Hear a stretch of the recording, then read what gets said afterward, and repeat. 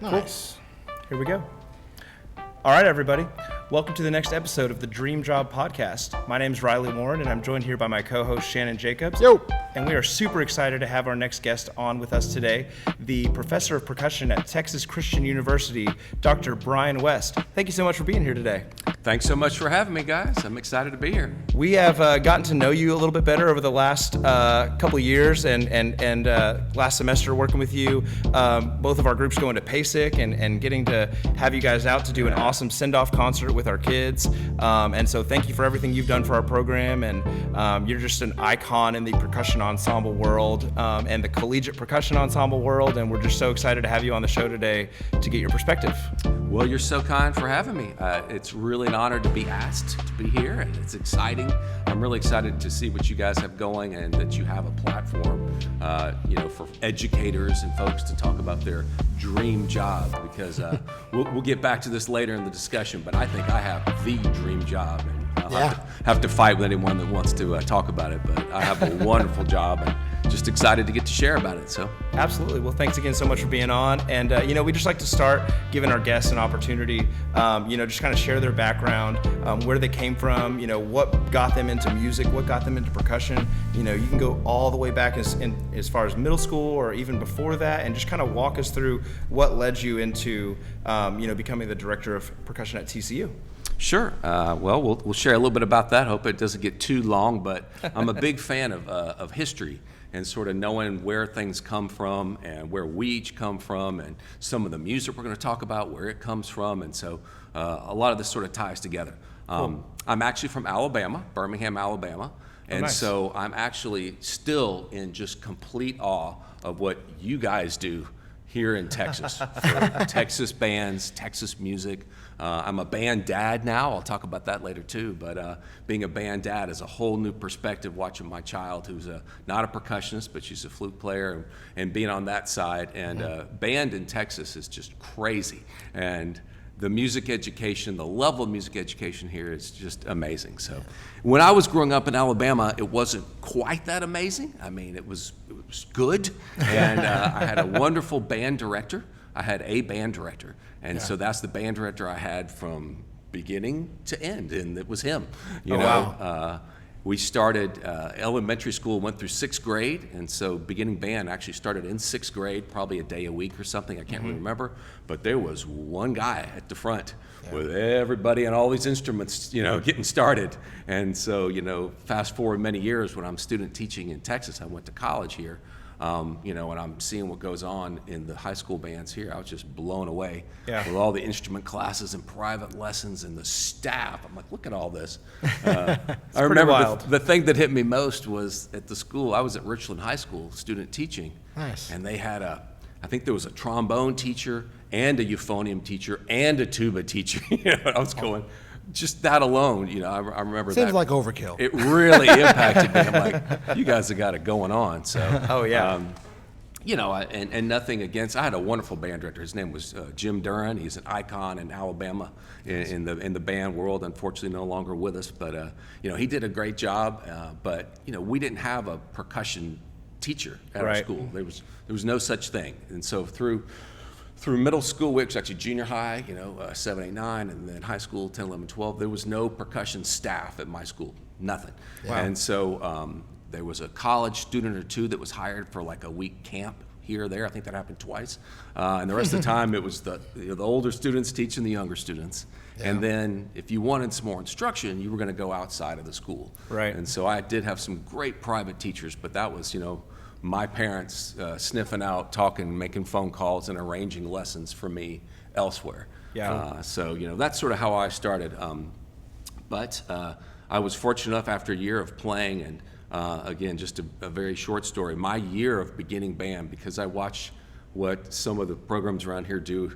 You guys do it like at the end of the fall or at the end in May, at the end of a full year. What you guys have done with beginners, just my jaw hits the ground, because I remember the last page of the Hal Leonard First Division Band Method that we got to at the end of the year. Right. And me and the other guy, there was two of us in the percussion section.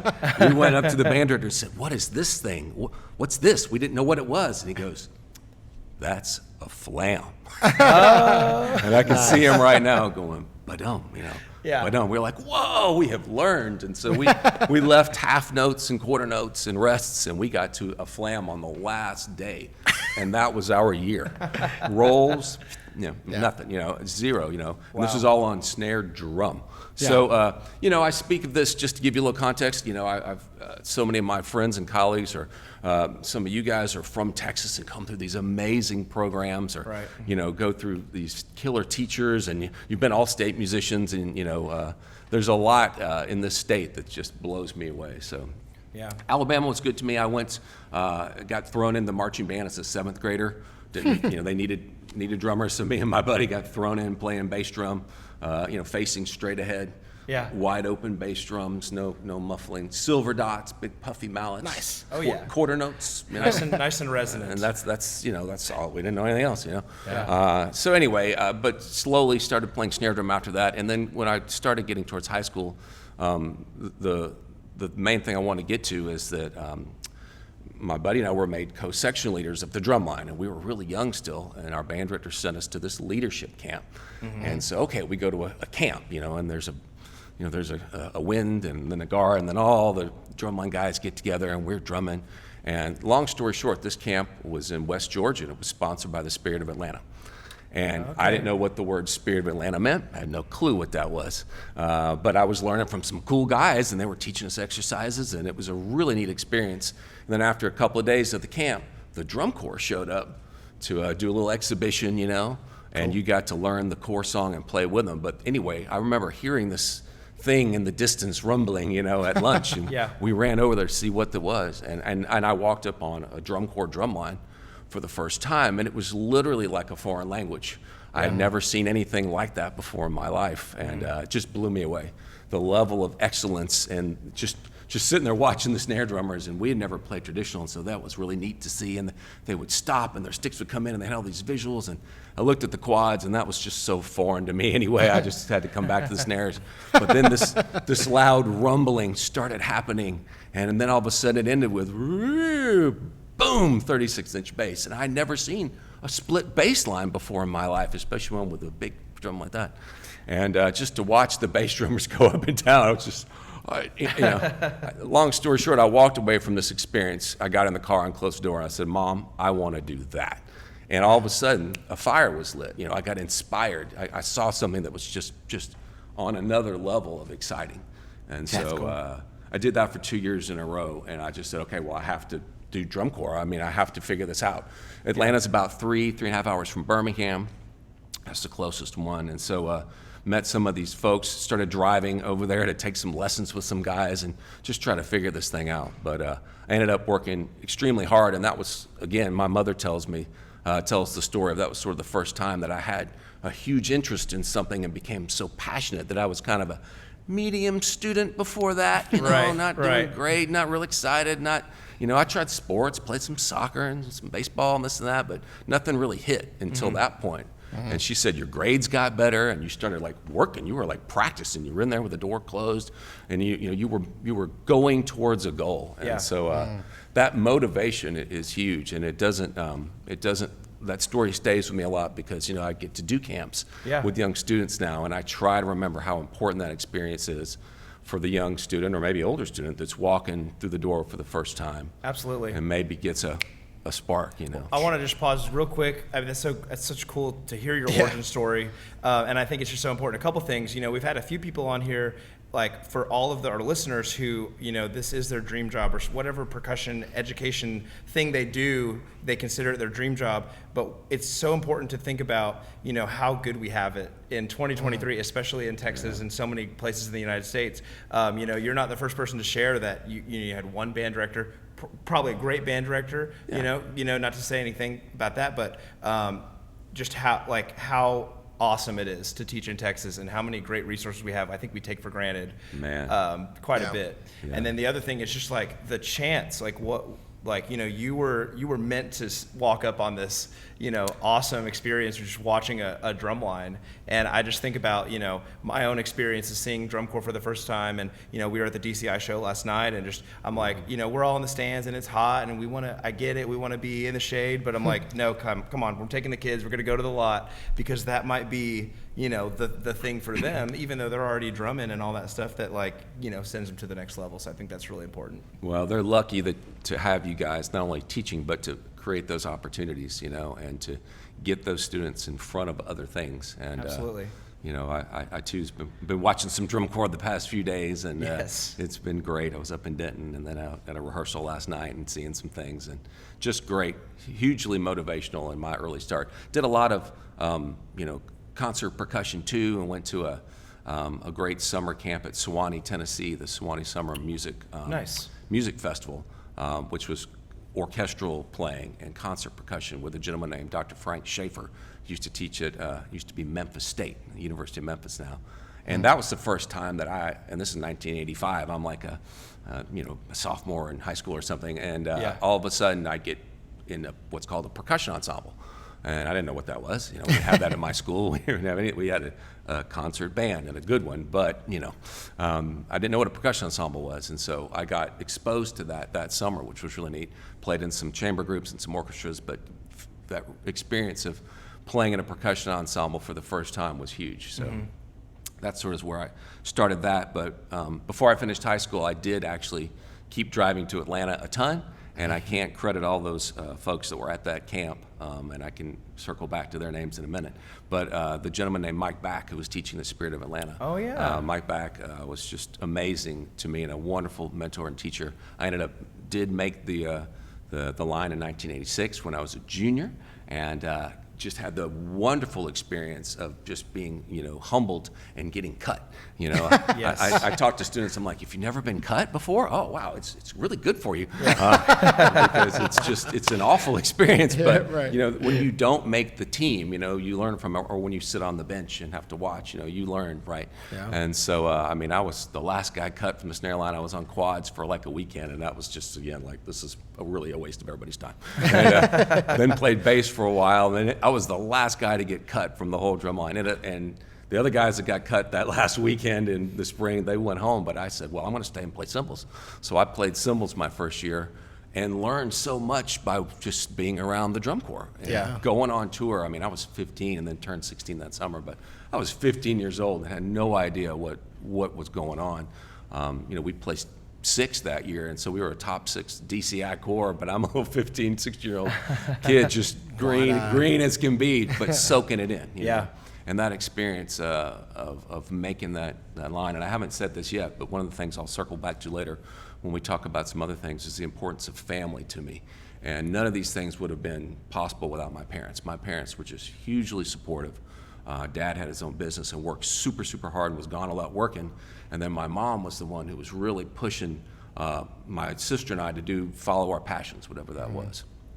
And music was the thing, for me. And she literally drove me to Atlanta.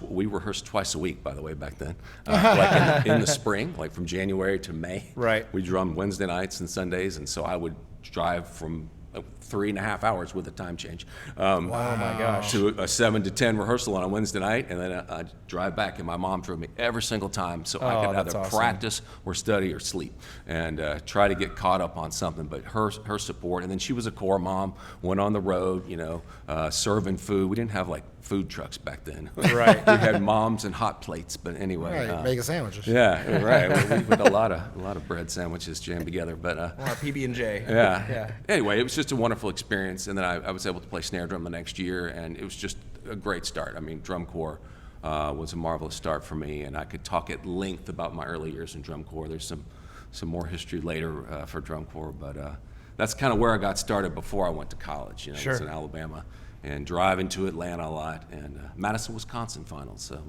Nice. 86 and 87. Iconic stadium. Yeah, and That's just seeing 1986. Name a drum corps. There were so many I saw. We toured a lot with the Cavaliers and the Phantom Regiment and the Suncoast Sound and all these other drum corps that were just doing really cool things. I didn't get to see them all the time, but saw a lot of them. And then I remember it was a huge impact on me the first time I heard these right-hand flam drags turn around, and it was Channel 1 Suite, Blue Devils 1986. And I was like, what is that? And the horn line, And Blow your face off, yeah. That was pretty cool, and to get to see, the Blue Devils who won that year. And anyway, couple of really cool years. So that's my pre-college experience. So Wow. Doing pretty good before you even, get into college. Have a couple years of drum corps under your belt and exposure to that, and that's really awesome. So lead us. What happens next? You're living in Alabama, and you start to look at, you want to do this music thing at this point, and you're starting to look at some different schools. And did you just audition? Are you a UNT cat, or and did you audition at other places, or did you know from you wanted to be there pretty early on? No, I applied and auditioned a handful of places. But again, I just put all my eggs in the drum basket because, again, we were studying some mallet percussion back then, but no, not really. So, I mean, I couldn't really play mallets. I could play some parts in band, but I'm not playing mallet solos at all, or reading, And so I had a drum teacher at that point, and he was a drum teacher. He taught me snare drum and drum set, a lot of drum set, which we need to be sure to talk about today because I think the drum set is super important. Yeah. But my drum teacher, he told me we would have gentle conversations about, college and, if you're going to do this music major thing. And finally he got me, sort of not commit, but say, okay, so you want to do it. You're going to do it? Yeah, okay, great. And then he paused and he goes, and you want to still take lessons from me, right? I said, well, of course, John, yeah. He goes, well, then next week, if you want a lesson, I need two things. I need the name of your new piano teacher and a note from the choir director at school because you just joined the choir. And I was like, oh, you got to be kidding. But he knew that I was going to have to learn how to hear and read notes that go up and down. Right. And so like my last year or so in high school, I started trying to take piano and try to learn, some key signatures and some chords, and singing was just a disaster. But, to get in a choir, and so I had to try to, learn how to match pitch and start to train the ear. Right. What great, advice from my high school teacher. But anyway, I ended up looking into a bunch of schools and applying to a bunch of places. And Mike Back, who was my teacher at Spirit of Atlanta, goes, oh, you're going to be late to this camp or something because you've got an audition, or the conversation came up about North Texas, which at that time was North Texas State University. Right. And he goes, oh, well, I know Bob Shatruma. He was my teacher at Moorhead. You tell him I said hello. And I'm like, okay. Oh, wow. I will, know. And so it turns out that he had studied with Doc Shatruma, and which was a great thing. And anyway, I ended up at North Texas and had a wonderful time in Denton. I just can't say enough great things about my experience there. Denton's just such an amazing place. It's a cool city. It still is a cool city. It's a great place, and so many friends and contacts. And the music world is so broad, but the contacts I made at North Texas, such amazing teachers, such amazing experiences, and the lifelong friends. And just a couple 2 weeks ago or so, I just got together with some buddies when Jim Riley was in town with Gary LaVox. And nice. There was a handful of us who went to dinner beforehand and had a bunch of old college war stories. So that's awesome. Did music education major there at North Texas. Nice. Mm-hmm. Very cool. Played in the Drumline, and they were doing PASIC at that point still? Yep. Late 80s PASIC years? That's when PASIC was, at its heyday. Yeah. And before WGI started this Drumline thing that is the huge, amazing thing it is today. PASIC was an indoor drumline competition that was very, very serious. I mean, there was, in the teens of lines, 13, 15, I think it was over 21 year. I mean, there was quite a few lines coming. Wow. It was a full day. Friday at PASIC was always the drumline competition. Yeah. So I did that every year, and I guess this is a good way to segue into this. Dr. Troma brought in, great, I have to finish mentioning the great teachers I had besides Doc. He goes by Doc, but Bob Shatroma and Ron Fink and Ed Soph, Henry Oxtel and some of the other teachers there, Randy Drake, and some great graduate assistants, including a guy that was a good friend of mine. His name was Paul Rennick, and he and I became great friends because he came in a year or two after I did. He was a grad student as I was an undergrad, and got to study with him, and Mike Kingen and Jimmy Finney and all these great folks. But Doc brought in some clinicians to work with the Drumline. And my junior year, he brought in this tall, lanky dude named Tom Float. And I was like, who is this guy? I knew his name. I obviously knew who he was. By the way, I'd stopped marching drum corps. I'd marched 2 years of drum corps, And I was like, I got to go learn how to play the marimba. I got to sit down, and I want to study with Ed Sof, and I got to know how to play drum set. And so I tried to just step away from marching percussion for a minute and, spend some serious hours in some other places.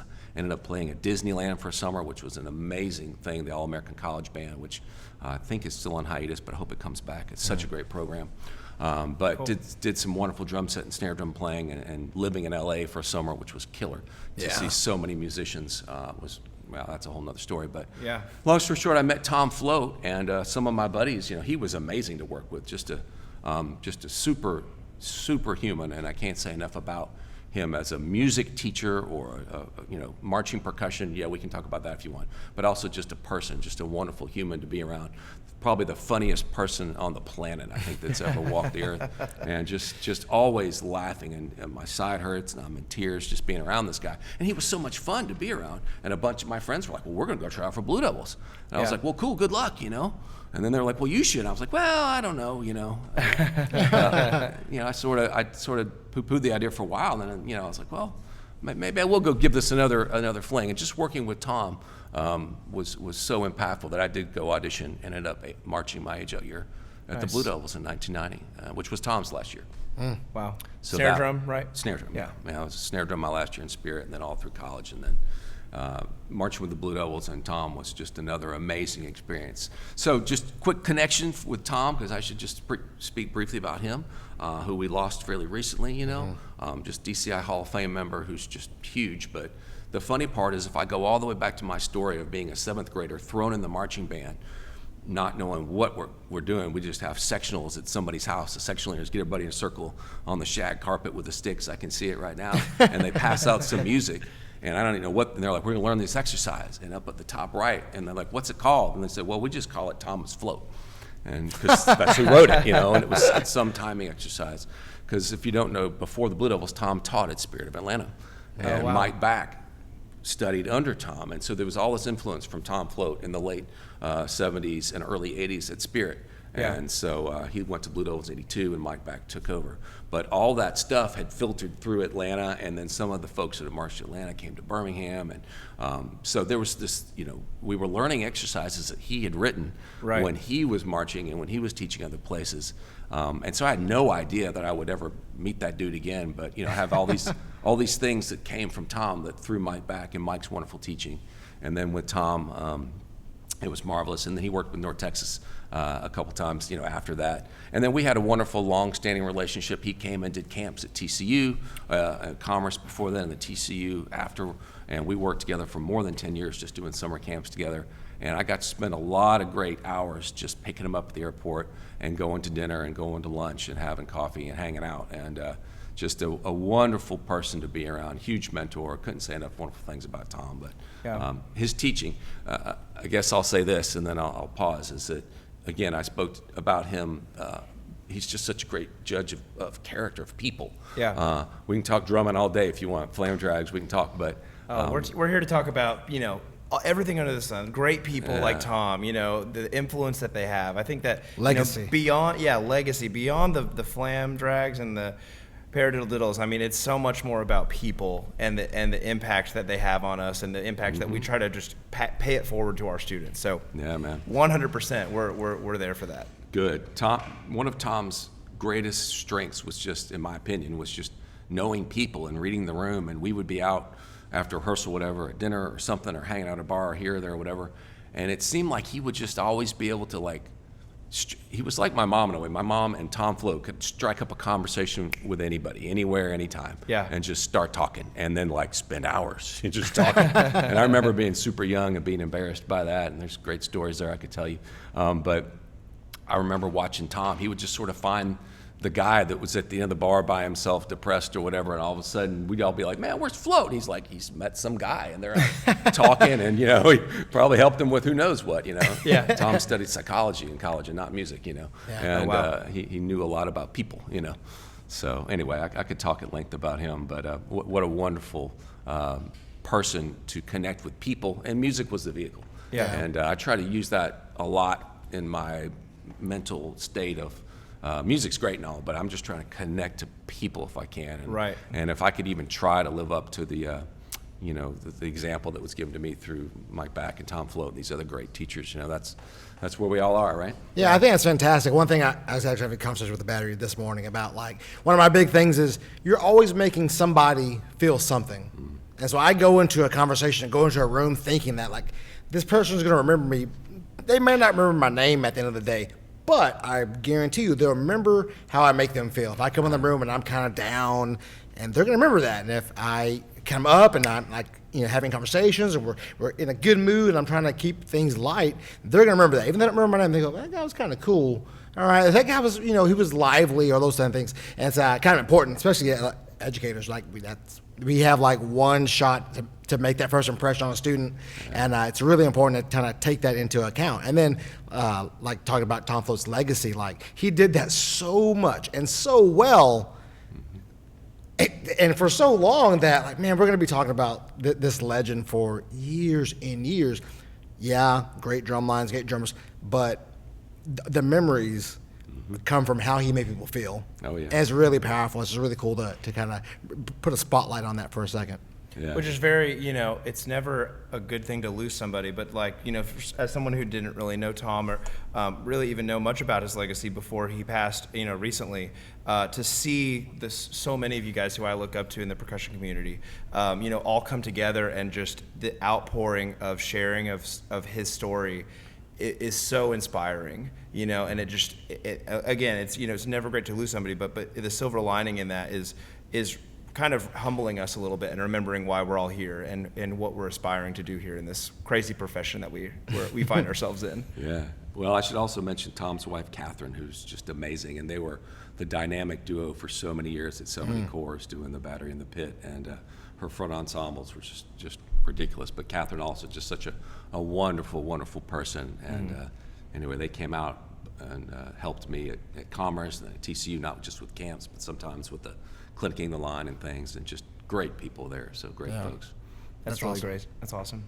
Thank you for sharing that. Yeah, definitely. So just to sort of finish up my drum corps part of our discussion, I ended up getting towards the end of school. I think I told you I was student teaching, and also I thought, well, I'd try to teach some drum corps, and I took a year off from drum corps to finish summer school and try to get out. And my girlfriend was marching that summer, wife now, but girlfriend then. And I was in class all day, but then the next summer, I actually started teaching, and I was trying to figure out where to teach. And again, talking with Tom about all this stuff and looked at some things. But I ended up teaching the Skyriders for a couple of years. She had marched at the Skyriders. The Skyriders at that time were in Texas, not in Kansas. Even though I saw recently they're going to try to come back in Kansas, which is great. I hope they can make a strong comeback. We saw someone in San Antonio wearing a Skyrider shirt. Apparently, there's a drum corps selling Skyrider shirts. Yeah, these days. They're trying. They're bringing starting it back. a whole thing in Kansas, going back to Hutchinson. So that's awesome. But I taught there for 2.5 years before they folded, unfortunately. But that was a wonderful experience, just to be a super young teacher. But I was teaching drum corps and teaching student teaching at the same time. So I was teaching 6th grade percussion and double reeds class, and over in the Richland cluster, and watching band at that level. Then I was teaching college. Some of those students were a little older. Or sorry, teaching drum corps. Some of those students were a little older, and was starting to think about maybe one day I might want to teach college. So that leads to you got to go to grad school. Yep, there it is. And so I'm like, what do I do? Where do I go? And my close buddy, who I talked to a lot, good friend of mine, said, you should look at the school I went to. You should go to a place called IUP. And this was Paul Rennick. And Paul did his undergraduate work at Indiana University, Pennsylvania, with a gentleman named Gary Olmsted, was the percussion teacher there for well over 30 years. Wow. And he said, you should go check it out. And so I was like, okay.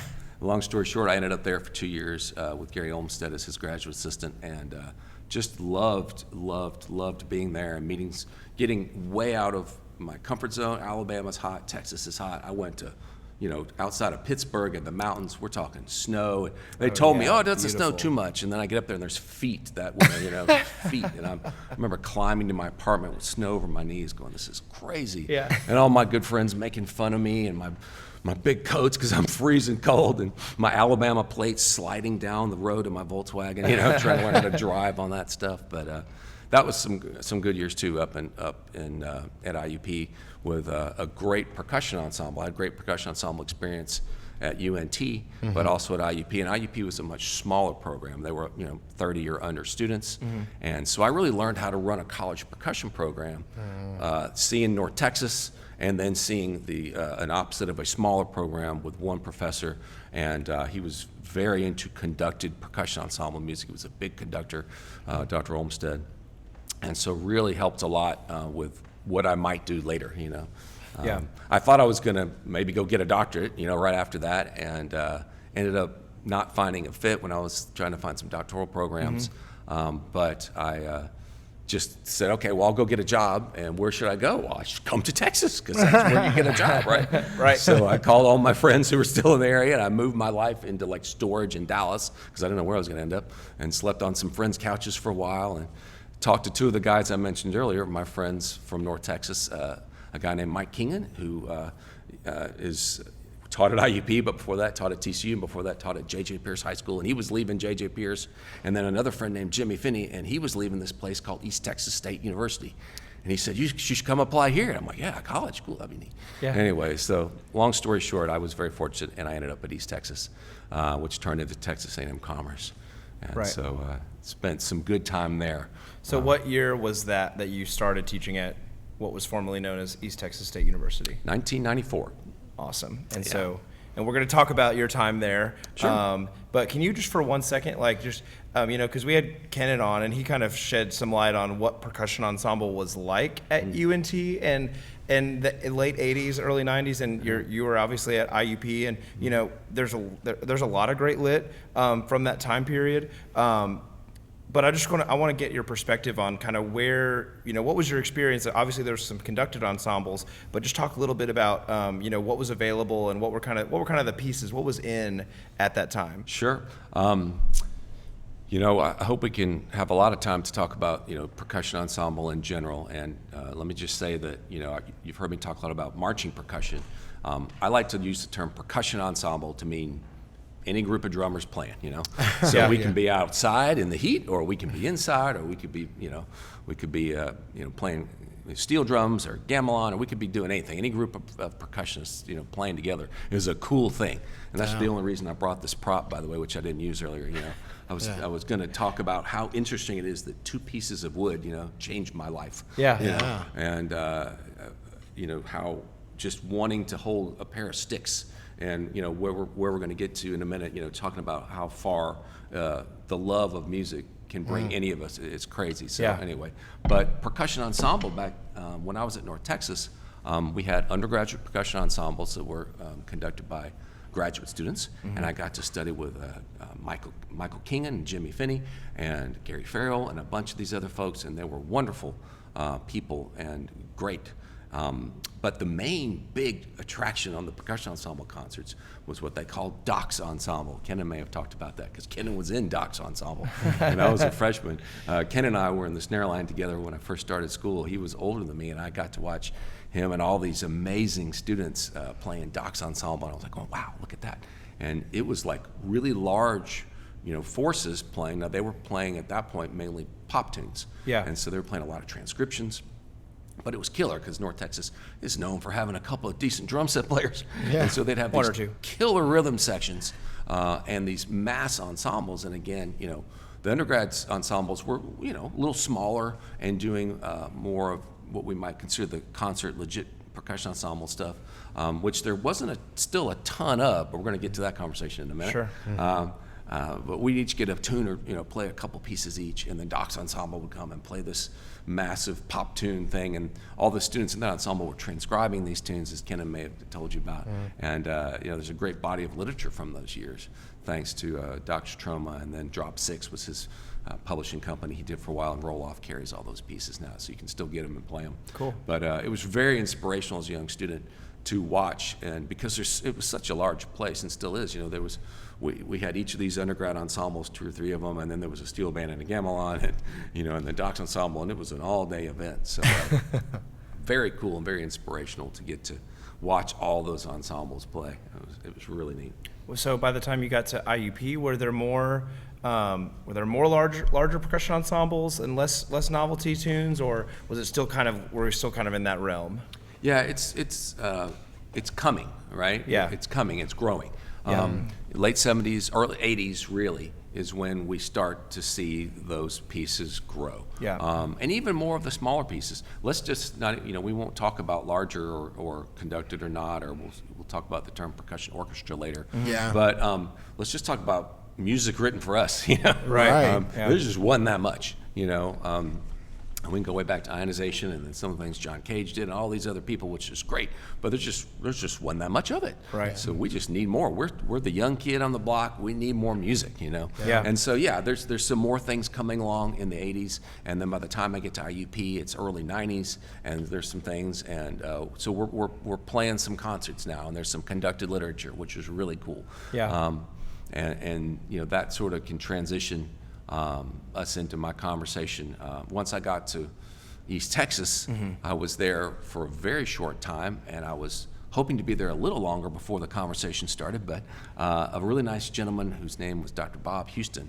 Bob Houston, who's no longer with us, was the dean of the college at that time, used to be the percussion teacher, then was the director of the school of Department of Music, and then dean of the college, then went on to Henderson State. But he was an amazing percussionist, actually had the first doctorate degree in percussion from North Texas ever. Anyway, and he would come over and listen to juries with me, so there was two of us, and he was a nice guy, but I was super young at my first college job doing juries, and he would come and sit there, and man, this is my boss's boss, and I'm like, whoa. And I'd sit there, and he was so kind, and I'll never forget, he was making comments, saying, I like what you're doing, the curriculum, and you're using that book or the Goldenberg this or Mallett's that, and I think this is really good, and you should get your doctorate, and then I really think what you did, I said, whoa, go back. And he was like, you should start working on your doctorate. And I was like, well, I was going to in a year or so. He goes, no, why don't you go ahead and get started, pretty soon. He encouraged me to get started, and he encouraged me, he said, go meet this guy named Richard Gibson at the University of Oklahoma. And I said, Richard Gibson? Okay. I know his name, and I've seen it around, and I definitely knew his reputation and what was going on at OU. And long story short, I started working on my doctorate. I did my doctorate part-time while I was teaching. So I'm teaching in commerce, and I'm driving to Oklahoma. Here I am again on a 3-hour drive. Seems to be, my lot in life now. But driving 3 hours to Norman from commerce, and I did that for years and years and years because I did my degree all part-time while I taught. And it was interesting to think about for this, chat today. I was like, yeah, man, a lot went on. Started my doctorate, and then I got married, and then kept working on my doctorate, and then had a child, and kept working on my doctorate, and then we took a group to PASIC, and I kept working on my doctorate, and then I got another job, I mean, it was really challenging to do. For sure. But, it was a great opportunity, and love to talk about Richard Gibson's influence in percussion ensemble at length. Because I was exposed to, in North Texas I was exposed, at IUP I was exposed, then I was like, OU, what's going on, and he's recording and commissioning and new works, and so, I was able to learn so much from him in those early years, and then I ended up coming to TCU, was very fortunate and very blessed to get a job at TCU, and still working on my doctorate, and but then I was also uniquely fortunate that Richard Gibson ended up coming to TCU. He actually retired from OU, had been there for over 20 years, had an amazing percussion career, and we'll talk about his influence. But then he became my boss, and so I could talk to him a lot closer by going upstairs, But he's just been an amazing friend and resource. He is now retired from TCU after 20 years of service at TCU. But his influence is what, I really would love to talk about at length with you guys. Sure. In terms of percussion ensemble, and him starting his commissioning series at OU, because he tells the story. He was a grad student when he was working on his master's with George Frock in Austin at UT, and he's like, we started a graduate mallet ensemble, but there was no music, And so back then there's nothing to play. Right. And so we all had to arrange things. But then we didn't have any keyboards, so we had everybody bring in your own boards. We had a couple of marimbas or a vibe or a xylo or something. They're just trying to get it going, So early on he had this passion for we've got to get some music, and then his vision was amazing, and he started commissioning people to write music. And one of the earliest pieces I think we should mention is Tom Gager's Portico. And Portico is sort of a big one. That's 1980. Okay. And that's not the first piece commissioned, but one of the first ones, and certainly in the style that came out. and wasn't actually published by OU because Gibson was still starting the OU Percussion Press. Right. And he commissioned him, but then Gager ended up self-publishing. But that piece, it's interesting. We ended up doing it again this year, and I can tell you, I've done that piece a few times, and had a grad student actually do it this past year, and it was embarrassing to say, but it was the first time I noticed, because you don't always like sit on the hardcover. You usually get the inside pages. Well, Yeah. on the hardcover, it says Portico for Percussion Orchestra. Oh, wow. And it's really neat because still that was an 80, and it was another 20 years before that name sort of came around more and was more used as either a name of a group or a descriptor or a description of a type of music or ensemble. Yeah, Yeah. right. That's super interesting. So Portico is a biggie in, Yeah. in 80, and then there's so many more that Dr. Gibson commissioned. But one I think we might even take a listen to, right? We talked about is Raymond Helbel's Diabolic Variations. Yeah.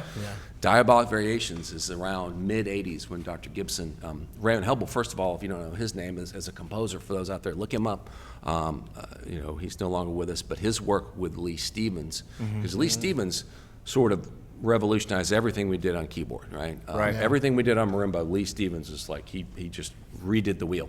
And so what was possible at the instrument, the method of movement at Lee Stevens is now getting popular and becoming big. And so what we can do at solo marimba and thusly percussion ensemble is now growing like a weed. So technically what we can do at the instrument is just growing and growing and growing. Yeah. And Helbel and Stevens work together closely on yeah. a lot of pieces, right? Evidenced by this. I mean, and this is one that I'm super interested in recently, and I'm just watching it, and it's my own percussion ensemble journey and knowledge is like one of the first ones that I really knew and grew to love was Crown of Thorns. Oh yeah. But it's interesting because that was written in 90, Yeah. right? 90, and then kind of the next one that I became really interested in, this, of course, this is all OU Percussion Press. And I look back in retrospect, I'm like, oh, they were really doing a lot. And through knowing you more and doing more research, I've learned of Richard Gibson's influence. Yeah. But of course, the next kind of big one is Palace of Nine Perfections. Sure. Right. And then it's funny because I only recently. Actually, you were with our group working on Palace, and you mentioned this piece. You're like, Diabolic Variations is kind of the next one. But this one was written in 85. Yeah. So it's kind of just interesting, and that's just the world we live in with YouTube and, not growing up and just being influenced as they came out. But you're talking about Lee Stevens and his influence, and that's super interesting because you watch this, which I think this is a great segue to watch this. Sure. And you watch what the marimba players are doing, and you put it in that context of where the medium was at in 1985. And where, all these people who are going to college and studying percussion, who many of them say, oh, I didn't really know mallets. I wasn't super familiar. And so I think to watch this and to see, kind of how this helped bring mallet playing to life in percussion orchestra is super, super cool. So can we go ahead and Yeah, play let's do it. All right, perfect. And so we're starting, just for our listeners, we're starting a little bit past halfway through the piece on this. This is about the 6-minute mark. And this is, if you don't mind me introing, this is TCU Percussion at PASIC 2019. Yep. And conducted by? Dr. Richard Gibson. That's amazing. Yes. So we're going to check this out here.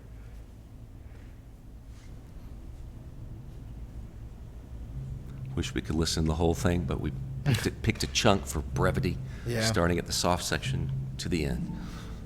So it starts real soft.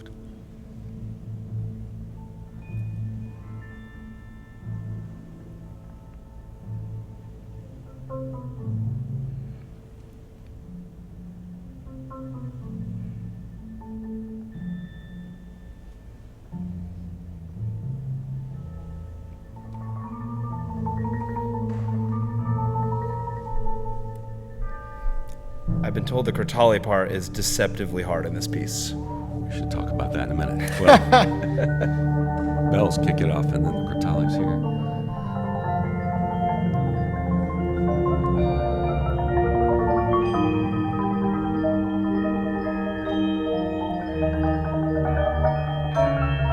Bells going off in this. Definitely the hardest Kurtali part in the literature by hands down. I don't know if our clip will do that comment justice, but it's very challenging.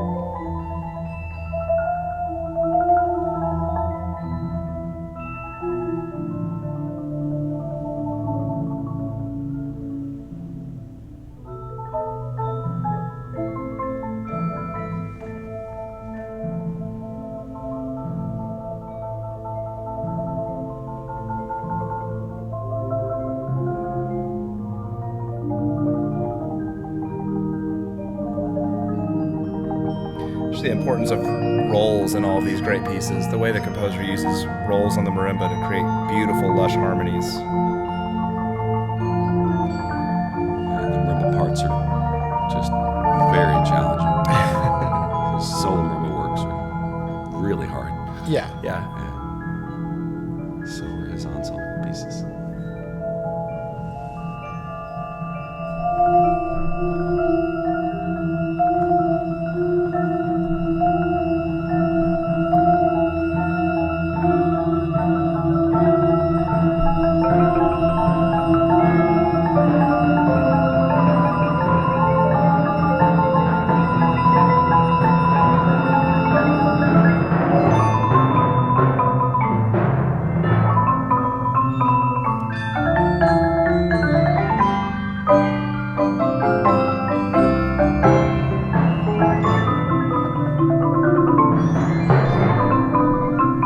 Metric modulation is also a pretty common and interesting device in some of these earlier works. There's that Vitali playing.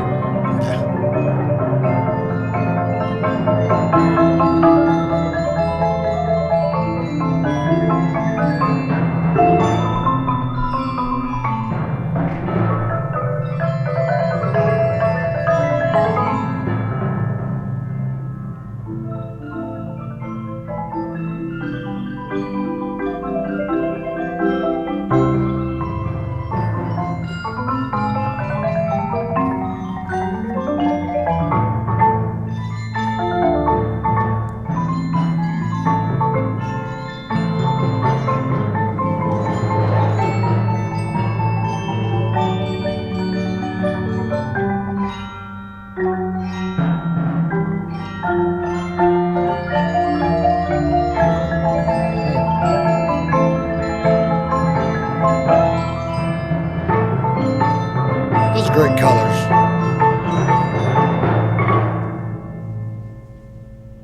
Yeah. The ballroom sound at PASIC. Nothing like it. I chose that video on purpose, though. Just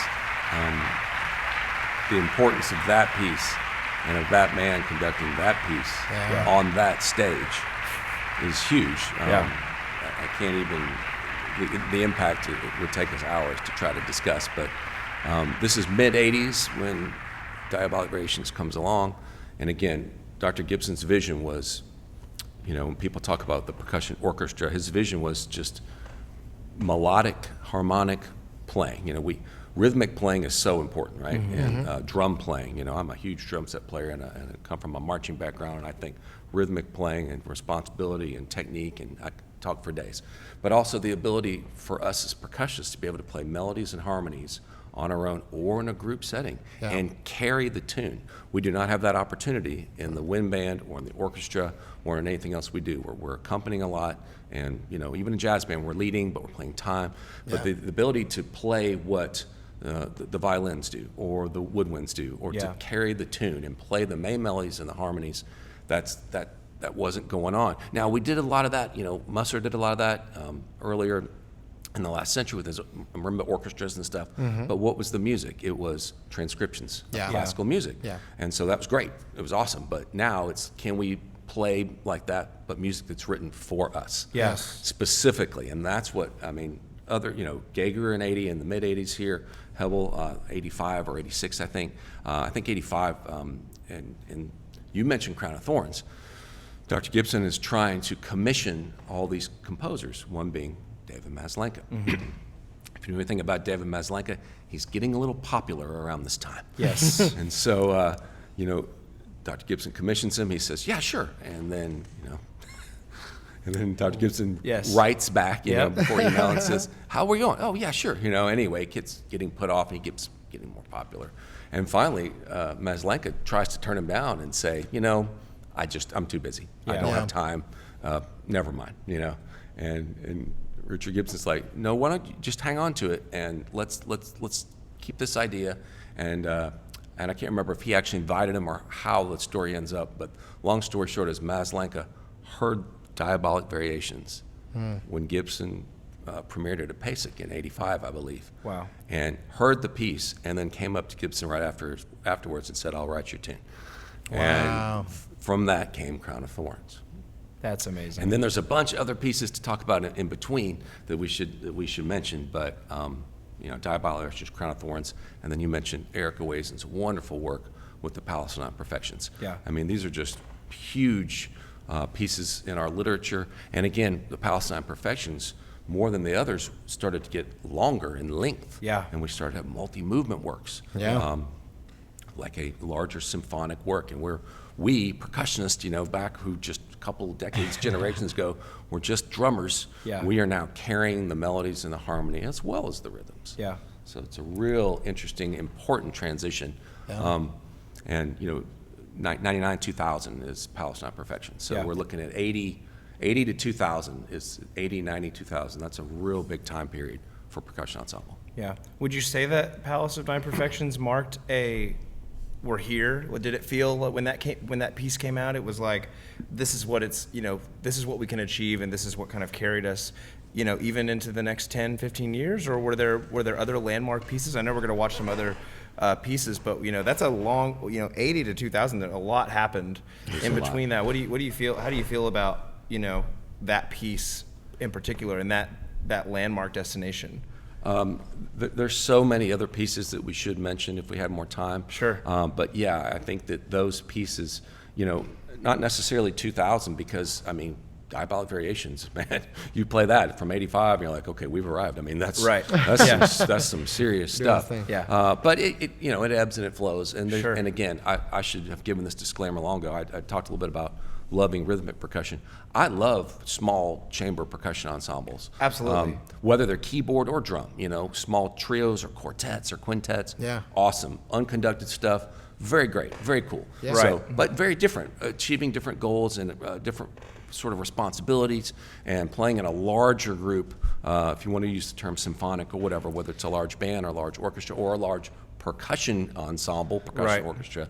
It's a different thing, it's a whole different thing. And listening across 4 marimbas and 2 vibes and xylos and chimes and bells and timpani and drums, and that's a lot, As we're talking about this, I think one thing that's coming through, at least to me, is I already knew this, but I think it's more apparent here is your reference and your respect for percussionists being the thing.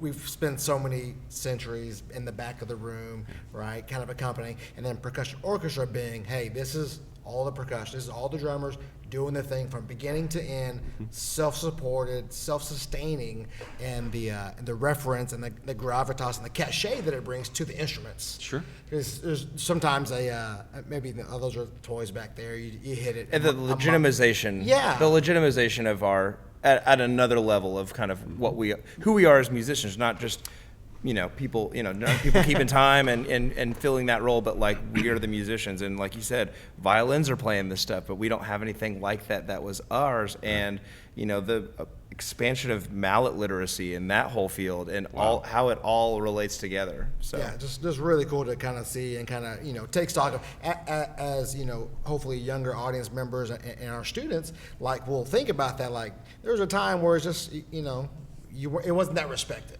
Yeah. And now that's not the case at all. Like people know, hey, that's some hard stuff going on back there, and those guys can play the melody, the accompaniment, everything. It's all self-sustaining. It's really interesting to kind of take stock of. Yeah, the training that our students are receiving in these ensembles, whether it's in a marching drum line or a concert percussion ensemble or whatever, it's incredible.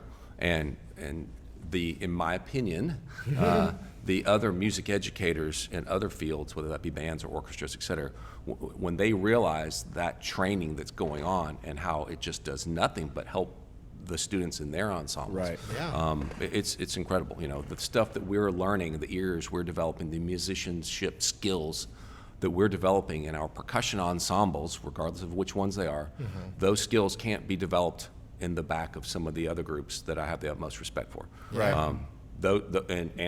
We have to have those experiences playing Yep. in larger ensembles too, and chamber groups. But what we're talking about is a whole different set of musicianship when we're developing musicians. And man, it is a whole different level from back when this guy was trying to figure out how to hold sticks in Alabama. Man, I'm telling you, it's a whole different thing. We can get into this because we're going to talk a lot about, or I hope we can talk about the culture that you've created at TCU over so many years. But I think just going off of that in my own personal experience, I was had a great high school experience, very fortunate, had a great marching drum line, had great solos experiences, played in a great band, didn't have a whole lot of percussion ensemble.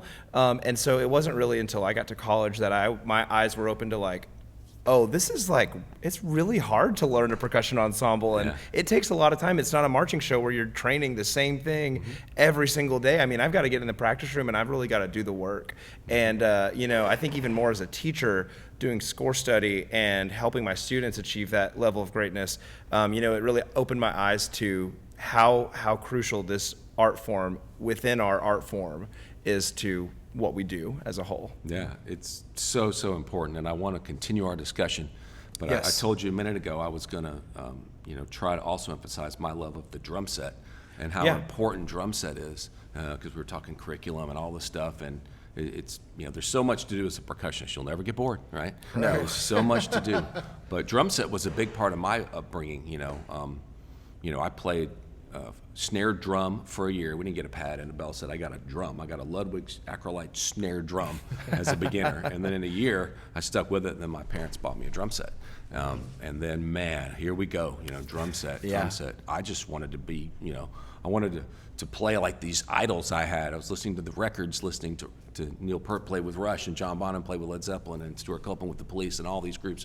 And that's what I wanted to do. And so we were sitting there, with those records back and forth listening. How do you do that again? And then cassettes. And I tell them, here I am, really old now, telling my students how spoiled they are with these killer YouTube videos, which is We're just the same way. such an amazing resource, but we can talk about that later. But drum set, it was hugely important to me and still is, and get to play in a rock band with some buddies at TCU now and then, and it's really, really fun. And an early aha moment for me, I told you about my drum corps one seeing Spirit of Atlanta, which was huge, but I had another one, which was I got to see Buddy Rich play before he passed away.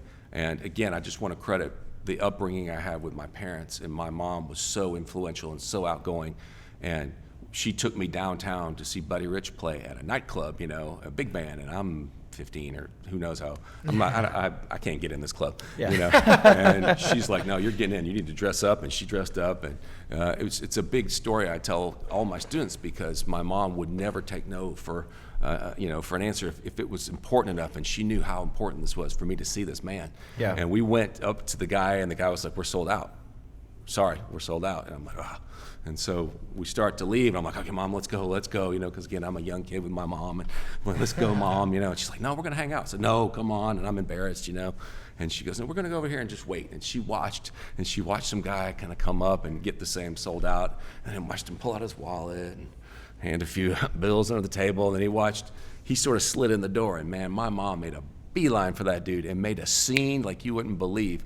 Long story short, she made a big ugly scene, and the next thing I know, my rear end is sitting like inches from Buddy Rich's bass drum. Oh my gosh. And so I get to see Buddy Rich like literally across this table, and it's just like, what is that? It was like when I first saw drum corps, I was like, you got to be kidding, Yeah. And again, without YouTube and without all the videos in the early days, I'd seen him play on the Tonight Show, and Right. and I literally have those old VHS and Betamax tapes of those from back in the day, because we would record them and watch them over. But to see Buddy Rich play was just huge, and I think the drum set it's a huge part of our curriculum at TCU, and it's a very important thing that I know it's hard to fit in the public school setting, and it's hard to fit in here and there, but my friend at TCU, Brian Youngblood, who's another amazing percussionist, he and I talk all the time. We just want to be drum set players. We just want to be rock stars. Right. That's all we want to do. Yeah. That's how it starts for so many people. Yeah. So That's love awesome. the drum set. Love it. Do we want to move into the next video here with White Feather? I think that'd be good. Right before we do, I'll talk just briefly about TCU. I was very fortunate to get to TCU in 2001. It was similar when I got to Commerce and when I got to TCU. It was sort of the same situation in that the folks that were teaching at the universities before me were amazing teachers and friends and awesome people, but they were part-time. So the universities did not have full-time percussion professors at that point. Right. So the percussion programs weren't as big or as developed. I had 3 returning students when I got to Commerce. When I got to TCU, I had 1 returning student. And I was like, okay, what are we going to do? And nothing against those folks that were teaching; they're doing a great job. But they were adjuncts, Yeah. and they had other jobs, and they're very part time, and they were trying to make a living. So we had to build a program at both of these places, which is actually really fun to do. Yeah. To take a program from nothing and sort of make it your own. And anyway, we had a great time at TCU doing that. And I was very fortunate that Brian Youngblood was the second band director, running the marching band at that time. Great to communicate with a fellow percussionist on the podium. We're talking about drumline stuff, and just a great friend and wonderful music educator in him. We also have some other folks. Joey Carter is another percussion professor at TCU who was there when I got there. Joey beat me there. He had done his master's there, and he was actually teaching adjunct before I got there. And so we started building on this program. Then Dr. Gibson came as the School of Music director, and helped support the vision of, they told me long before Dr. Gibson was there, they told me that they wanted to build a percussion program. I'm like, okay. And so it's going to take time and resources and instruments. We didn't have any, And so we started slowly building over time. And we started commissioning, and so we can, continue that conversation. We Definitely. sort of continued what Dr. Gibson was doing at OU when he was basically just trying to get other people to write music for us.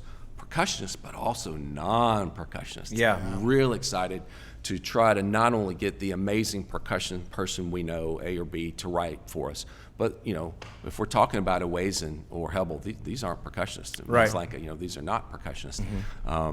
John Sothis, we're going to talk about in just a second, not a percussionist, Yeah. He's got background, sure, and all this, and he's played, but, these folks compose at the piano or here or there, they don't sit down. And the percussionists we've had write for us, are just amazing. We could talk at length about how awesome Nathan Daughtry or all these people are. Right. They're wonderful. But we're trying to get other folks to Yes. learn what we do. Hey, come on over, Waterstorm, Right. help us out, get Yeah. some music written, Yeah. And so there's a lot of people there. That we've talked to over the years, and tried to get a lot of pieces written from both percussionists and non-percussionists. Yeah. So, Ryan George is one of those guys. He arranges amazing wind books. Oh, yeah. And has done so many great things in Texas and with so many drum corps. And but he's written some great concert band music, and I won't take any credit. I think the Wind Symphony at TCU or someone was playing one of Ryan George's pieces, and Richard Gibson came up to me afterwards and goes, "Him." That Yeah. guy, he's got it. He's got the gift. He's a great composer. Let's talk to him. Yeah.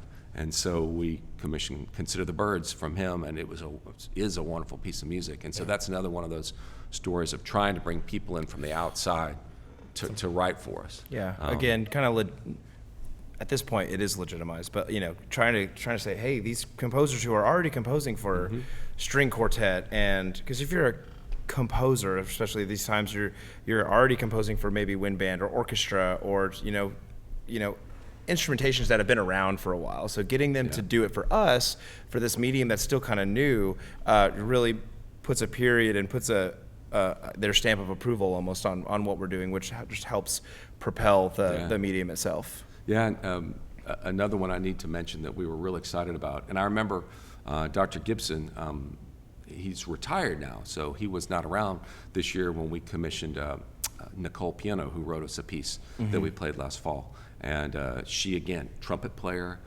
band, composer, never done this percussion thing, so we have a lot of conversations, behind the scenes. Yeah. But she wrote us a greght piece, and it's this marvelous piece of work. And Dr. Gibson was like, at a crossroads, that piece, she's not a percussionist, right? And he was like, yeah, good job, Yeah. Because that's the point, is we're trying to expose, right? And then the more we get those people that do it, hopefully the more people are like, hey, okay, they did it, not comfortable. And I get it's like just not comfortable with the instruments, right? They played a flute or a trumpet their whole careers, like drums and marimbas, and like it seems very foreign to them. So like just your work in trying to encourage them to cross that little stream there is really helping. For encourage other folks to do it, and then again, that's how we just build the repertoire. Right. And that's what we're looking for. That's awesome. Yeah, and the clip we're about to listen to is by John Sothis. It's White Feather, and John Sothis is just an amazing composer, of course, and Oh, yeah. musician, but another wonderful human being. And I had just heard his music, and we had played Kyoto and knew all of his, some other of his pieces, and was just like, wow, this guy is, if we could get him to write us something, wouldn't that be great, you know? And so I was contacting him, trying to see if he would write, and he was very cordial, very polite. And he's like, well, you know, he's in New Zealand. He's like, well, let's do a Zoom, and let's talk, you know? Great, you know?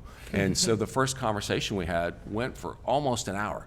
And we talked a little bit about the piece and commissioning and music, but we basically just got to know each other. Right. And it was such an amazing experience and start to a wonderful friendship. And I remember in that discussion, just sitting there talking, and I'm looking at my screen, and then all of a sudden, you know, a family member walks by. He goes, "Oh, this is my daughter. Say hello." You know, and then later on, "Oh, this is my son is here," and you know, and just literally starting to get to know a person. And I loved, and that was his. He told me later, he goes, "That was what I'm trying to do. You know, not just accept the commission and the check and the contract and all that. I Right. wanted to know who we're going to work with. You know, and Yeah. and what are we dealing with here?" And he even said, you know, "I'll write you a piece, and it'll cost this." Or he said, "Or I'll write you a piece, and I'll come, and it'll cost that. You know, I'll come there, Yeah. and visit. I want to be there for the premiere, Right. and I want to come early and visit the students and talk." And I'm like, "Yeah, let's do that." Oh, yeah. And what an amazing experience that was to get off the emails and even off the Zooms. And I remember picking John up and going downtown in Fort Worth and just having a wonderful dinner and sitting around and just talking for hours and getting to know each other. And we had so many similar things going on in our lives with parents and this and that. And just a wonderful relationship was started. And then he got to know the TCU students because he came for a few days, and he was there while we recorded it, and he was there when we premiered it. And anyway, John Sothis is just such a wonderful man and writes amazing music. But again, what are we talking about? We're talking about music bringing people together, Yeah. you know, from across the globe. You know, couldn't get much further away than New Zealand. And to have that initial conversation turn into a great friendship, and now we talk a lot, and he was very kind to, he did a presentation at PASIC. I don't know if you guys got to see it, but, you know, he talked a little bit about the piece and his time at TCU, so. Very cool. It's a long one, but I know we pulled up just a little bit Yeah, to we've got a check out, clip right? here. This is kind of the last 4 minutes of Good. White Feather by John Sothis.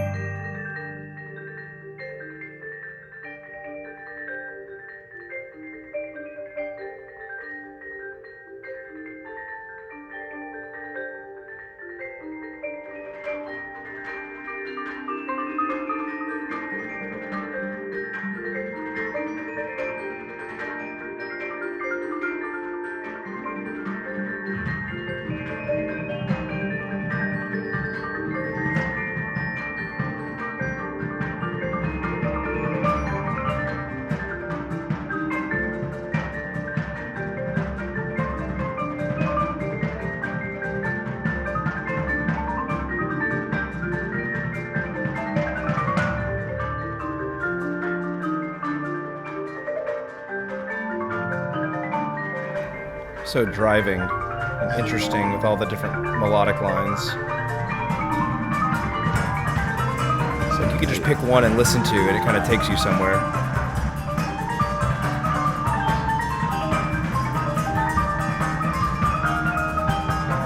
Get it, Shaker, right? Yeah, right.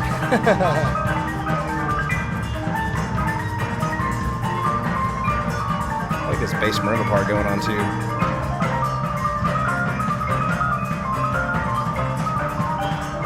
Doubled in the tempo.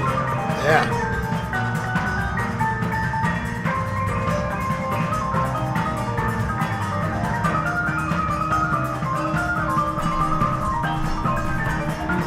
Man, the one shots. Everyone should have a pair of the one shots.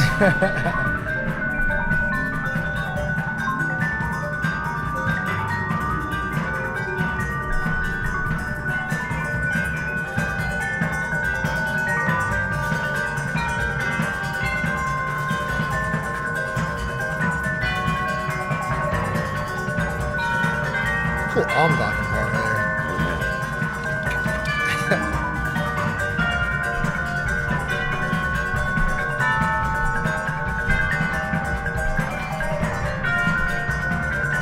And I know we're talking about commissions and the composers, but it's just cool to watch your students just have so much fun on stage too. It's such a big part of it.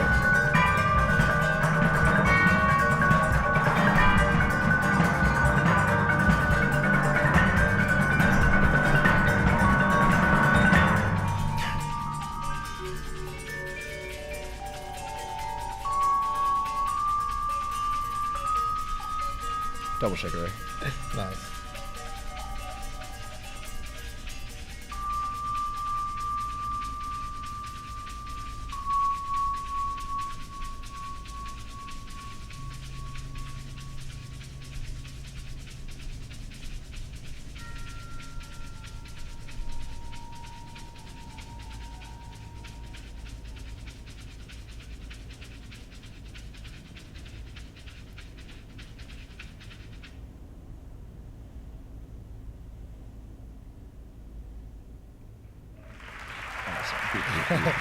That's one of those things like someone gets a shaker rate part, like, no. This part is a shaker rate part. Like, Oh, yeah. You're going to go take this thing in the room and figure it out. So Take it hard. home. Yeah, you take the thing home and And it's double for a while across. Ooh, yeah. Another thing, great thing about that piece is, I don't know if you noticed the steel drum texture in there. Yeah. Which was when John was hanging out at TCU. I'm like, hey, come check the steel band out. And he was like, man. And you could see it go ding. Yep. And I remember our Using that. conversations over the compositional time. He'd call me up or email or something. It's like, okay, so what are the ranges of this and that? And no, I need this and that. And I was like, well, that range, if you really want to write it there, that's going to take it from like here to this pan. That's going to be like a tenor bass or maybe a cello. And it's going to be a double second. I said, and we talked about the fact, well, not a ton of groups might have those specific pans or Right. whatever. And he was like, that's what it's got to be. That's the music. That's Yep. where it goes. That's what it is. There's 2 pan parts in there, a lower one and a higher one, and it's just a really, really nice addition, real subtle. So working with John was just a wonderful thing, and we've been chatting about the future and hoping to do other projects, and just it's great to see his work, man, and the stuff he's done with other groups. Phenomenal. Yeah, Phenomenal. and I want to kind of come back to, you talked about just the experience of having a composer out and working yeah. with the students. I'm still relatively new in my career, and I very fortunate for our kids to be selected to perform at PASIC.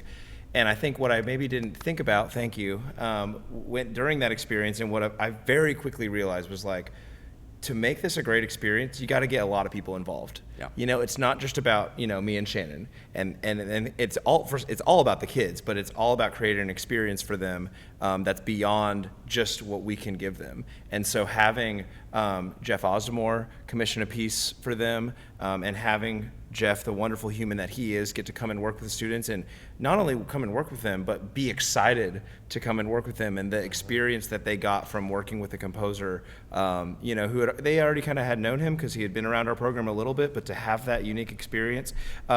We played a piece. We took a piece that Lalo had written for the inaugural TMEA 5A percussion ensemble, Right. and I almost begged him to expand it for us, because I said this was perfect for where we're at, and we had an incredible student, Leanne Crockett, who I know is excited to be joining your studio this fall, play on that inaugural concert, and who got to continue her role in the expanded piece. And having Lalo out to work with the students was just an exceptional experience. And then the final commission, if you will, that we did was we played a piece by that Dr. Varner had written that had not been released yet, and so the 4 students who got to perform that and have him out, it was just something you just look back and think like, this is such a unique and cool experience that they're going to remember for the rest of their lives, whether they study, continue on in percussion and music or not. And so I just think that's, for anyone listening out there, whether or not you're going to perform at any convention, find someone to commission a piece for your kids and have them come and work with it. It's just a priceless experience. It is, and I congratulate you for having new literature and new things on your concert, because I remember the first time I was fortunate enough, I was at Commerce, the first time I took a group to PASIC as one of the competition winners, and Richard Gibson, was my teacher, and I'm like, what do I do? He's like, well, you commission some pieces, and he's the one that said, this is not written anywhere, but it's sort of an understood thing that part of the reason for this competition is to get new literature going. Yeah. And so we're hoping the groups that come and play will play some standards, but also get some new stuff and play some new things. Yeah. And you also mentioned some great names there recently with Mike Varner and Lalo Davila, because it's just the world and the connections. There's so many. Lalo and Mike were both in North Texas when I was there. Yeah. I actually marched right next to Julie Sutton before she was Julie Davila. Lalo's wife loved Julie, and we were snare line buddies. And Julie and Lalo, just amazing people, and I worked with Mike Varner as well. Yeah. And his, of course, legacy at UTA and Lalo's over at MTSU, just pillars of the percussion community, and what Julie has done as well. So Yeah, we saw her Connections walking are up many. and down last night, judging at the Mesquite show. And Yeah. while we're talking connections, because I didn't have a great opportunity to bring this up, but you Yeah. talked so much about Mike Back. Yep. And, I did not know who he was, but I was marching drum corps. Oh my gosh, it was almost 10 years ago. But my first year at Cadets in 2014, and drum corps is expensive, and there's a few scholarships around, and I was, my mom was like, hey, you should write this out and submit for the scholarship, and incredibly fortunate to be the inaugural recipient of the Rodney Goodhart Yes. Memorial Scholarship. And I didn't even it's funny, I didn't even find out until like semifinals, we were like just performed, and one of the admins like, Riley, did you like audition for this scholarship? I'm like, oh yeah, I submitted this thing like a month ago. They're like, you need to be on the field right now. They're doing a presentation in like 20 minutes. You need to get in uniform and get out there. And so I go out there and I meet Andrea Back and Mike, and they tell me, of course, Rodney, famous DCI percussion judge from back in the day, and they kind of fill me in on what's going to happen, and so I got connected there. And so as soon as you said Mike Back, I was like, wow, the connections in our world are just everywhere. They never end. They yes. never end. Yeah, It's Rodney exhausting Goodhart, sometimes. He was judging when I was starting to march, and the older guy, I was so young, I didn't know what I was doing. The older guys in the line would joke around, who's on the field tonight? Oh, Dad's on the field, because Mike Back's father-in-law would be judging us. But yeah, Rodney Goodhart was a huge pillar. Yeah. And funny, I was checking one of the years recently, looking up one of the Tom Floats things. Yeah. Because when he was inducted into the DCI Hall of Fame, Rodney Goodhart was, he's on there. He's quoted on some things of that presentation. I mean, the connections are just. The lineage is like, that's a whole nother podcast. That's one thing that It is, we but say on the podcast a lot. It's like, that's a whole other podcast. And I hope it's not. I hope it wasn't boring to go through all that. No. To talk about my lineage, I just feel it's so important, and I can't credit names like Gibson and Olmsted and Float and Back and all these Shatroma. I can't leave people out. There's so many at Soph, and my gosh, all these teachers I've had that have led me to where I am. And I just copied a lot of great teachers, and I think I've had 2 or 3 things that were original ever. And everything else is just these wonderful, wonderful teachers. I think that's an important point to point out to our students and the audience is like, go get those experiences. Go be around great teachers. You want to be a great teacher? You need to be around a whole bunch of them. Yeah. Not 1, not 2, not 3, a whole bunch of them. That's right. You want to be a great percussionist? You better go get around a whole bunch of great percussionists, because those things are what develop us and create us and mold us into the percussionists and musicians and human beings that we eventually want to be. That's right. Yeah. That's right. Well, it's all about those relationships, and I guess we'll transition a little bit more talking about the importance of getting people to write music for us. A couple things we're trying at TCU is we're trying to get our students more opportunities to learn about writing music. We know if they are going to graduate and try to be the percussion director at Forney High School, they're going to walk in that summer into, I got to figure out some marching percussion things, and maybe someone's buying music, or maybe they're writing the music. So we're trying to get them to write. We started doing a lot of arranging and composing projects during the pandemic. When we were at home on Zoom, we're like, what are we gonna do? Let's write some music. And so we started that, and now it's become part of our class. It's on the syllabus. And you don't have to be good. You don't have to write much. It can just be a few bars. It can be like a snare drum, and then we're done. But you got to write something, and or you can arrange something even. And so we start taking students down that road. And we've had students that have done writing for years.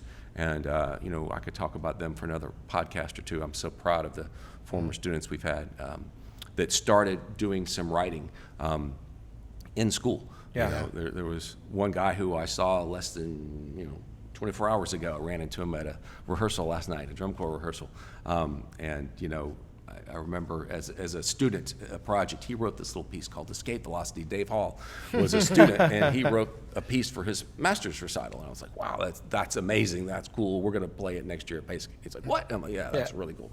And so, Dave, and then another story of, I used to, in my old building, had an office that backed up to one of our practice rooms, so I would just hear practicing all the time. And I remember being in there one, sort of June where people were gone, but somebody's in there playing, and I hear some really killer music coming out of there. I'm like, what is that? I don't know what that is. And finally I had to get up and walk in and open the door. I'm like, Jake Remington, what is that you're playing? He goes, oh, it's just something I'm working on. I said, well, what is it? He goes, well, I made it up. And I'm like, you made it up. And so we started talking about writing music, and so there's been Francisco Perez is another one of our students that's becoming quite prolific in writing amazing tunes. He's got a wonderful new piece out. He just sent me that's great. But Jake Remington and Dave Hall. Dave wrote another piece called Doors that was just phenomenal right after he left TCU. And he was working on that, and when he was a doctoral student in North Texas, which was, again, all these connections. He was working on it with Paul Rennick in Paul's class. Paul, for a while, was teaching with me at Commerce, then also at TCU. A lot of people don't know that, but he taught part-time at TCU for quite a few years before his schedule just got stupid and he just couldn't keep driving to Fort Worth anymore. But we worked together in drum corps when I taught Skywriters, Paul and I did. And so then the first thing I did at Commerce when we got enough students was I hired him. Said, come teach with me. And then same thing at TCU, I got enough students like, hey, come teach with me. But the connections with Dave working on Paul and Doors being this amazing piece, and then the connections with Jake Remington had marched drum corps with Paul and Sandy Rennick. And Jake's writing is, again, I think one of the pieces we're going to look into, because he had there's a connection with drum corps, and he's this phenomenal marimba player, just this killer. He was a great pianist and a marimba player, and just played great marimba. And then he had music in him, and he wasn't planning on letting it out. He was just in the practice room, and I'm like, what is that? No, you got to write something. And it's amazing, And the first piece Jake Remington wrote, for those that don't know, is a piece called Prelude to Paradise. And that was back in 2010 or so, 2011 at PASIC is when we premiered it on that showcase concert. And that was a huge step in, some people say maybe another direction, I don't know, but he brought the technical prowess of his skill at the instrument, and then he wanted to start, doing larger forces, and wrote another piece called Collide, and then he's written a couple others, and he's just been an amazing friend to our program and alum, but just an amazing person with what he's done. And there's some great writing on it. I won't talk about it, but another one of our former students has written a dissertation, quotes a little bit about that. Haley Nutt wrote it in her dissertation. Some other people have talked about Jake's writing, and especially Prelude to Paradise, how that was maybe another one of these works. And it's funny, we talked about 80, Portico, 90 or so Crown of Thorns, Diabolic Variations, 85, 90 or so Crown of Thorns, and then the Aways and Palace of Non-Perfections. We didn't mention a piece called The Night Watch by Joseph Blaha, that we should mention that one too. Cool. The Night Watch and the Palace of Non-Perfections, that was Dr. Gibson's last PASIC concert when he was at OU in 2001. And those pieces are about half an hour each. Wow. Both multi-movement works, and he played them both back to back, 2 pieces. And it was very symphonic in nature. People weren't used to that. One piece has 3 movements, one has 4, and we're listening to these multi-movement, large force keyboard works, which was just tremendous. But anyway, Jake, right around 2010, about another 10 years later, is writing some great music, and we really have enjoyed what he's done for us. And so we played Prelude to Paradise, and then we can talk a little bit later if you want about, we were very fortunate to get some inspiration from our friends at Forney, and recently started a percussion festival over in Fort Worth, and very successful in the first couple of years. It's been awesome to watch. We just saw what you guys were doing over here and going, there's a need. Actually, we didn't start it. My friend, an old student, Matt Moore, did when he was at Eaton High School. He started a festival in Tarrant County, and it was great. And then the pandemic happened, and he said, I don't think I want to do that anymore. You want to do it? I'm like, no, I really don't want to do it. It's like, well, we need something over here. There's something over there. And so, long story short, we ended up going, okay, what's the first time we've ever done this? What do we want to play? What's one of our favorites? Well, Prelude to Paradise was one of our favorites. Let's bring it back. Let's play it. And Jake came to the concert and listened to us play it, and came up to me afterwards and said, I think there's more to the story. And it's funny because at that point, my wife, I think Jake's now written like 3 or 4 pieces for us, and my wife was like, man, lay off, give the boy a break, quit asking him to write all this music for you. And I'm like, okay. But Jake came to me and said, there's more to this. And he ended up writing a piece called Thy Kingdom Come that we premiered at PASIC last fall. And so we can look at a clip here in a second, but they're both connected, and we have a little commercial that Jake made for us, sort of telling the story about how the pieces are connected, even though they were written about 10 years apart. Right. And they both tell a little bit of a story, and I'll let him introduce it for you in the clip we're going to play. And then, we'll talk about it after. Why don't you go ahead and roll that? Yeah, let's do it. I'll mention something else.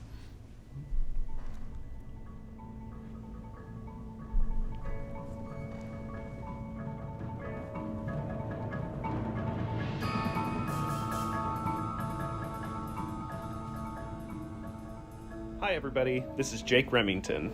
It was an honor to have the TCU Percussion Orchestra premiere my newest piece, Thy Kingdom Come, last year as part of their PASIC concert program. This year, at the 2nd annual TCU Percussion Festival, I am even more excited to hear them play the piece as it was originally intended, alongside its predecessor, Prelude to Paradise.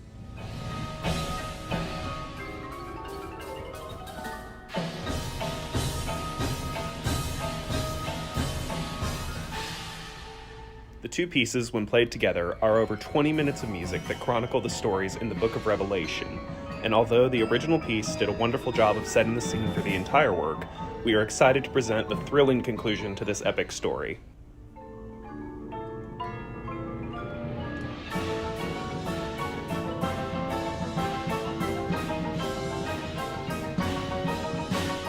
That's probably a good place for us to pause it. Yeah, sure. So that was our little promo video. When Jake wrote this piece, he's like, I think it could be, a taka. It could be connected to what we call P2P, Prelude to Paradise. I'm like, what? I said, you got to be kidding, right? He goes, no, and he said, I wrote it so they could be played separately and they can stand alone. Both of them are going to be great. Yeah. But that was his vision, and so we ended up doing it that way at our percussion festival this past spring, and it nearly killed us. But it was a lot of fun, and I needed to put a disclaimer out there that it's okay to play either piece alone because they're amazing. Oh, yeah. And I told my students, I said, there will be schools. I'm sure a lot of people will do this, but it's 20 minutes now. Right. And that's some length consideration going on here. For sure. Right. But we pulled up, I think, the end of Thy Kingdom Come that we to watch. And we got to watch this, when you guys came out and did your send-off concert. And I just remember seeing my students just like jaw drop at what this ending is. And I just had to run backstage and congratulate you as soon as this was over because it was just inspiring. So I'll let the video do the talking. Well, and before you start it, we should probably mention, we're trying to, for brevity, not play off the full pieces, but we did skip the soft, ballad in the middle. And as Jake was writing the piece, we were talking about what should it be, and he was talking about the story, again, in the Book of Revelation, in the Bible. P2P deals with some more intense, darker stuff. And he's like, but there's a lot in those last few chapters. People may not know that there's this bright, there's this happy, there's this city, there's what's to come. And he wanted to tell this story. And so we were talking, and we were like, what about like a hymn? Using like a hymn, And so there's a little quote here that if you listen to the soft part as well, it sort of sets it up, and then you'll hear it here at the end. Cool. Here it is.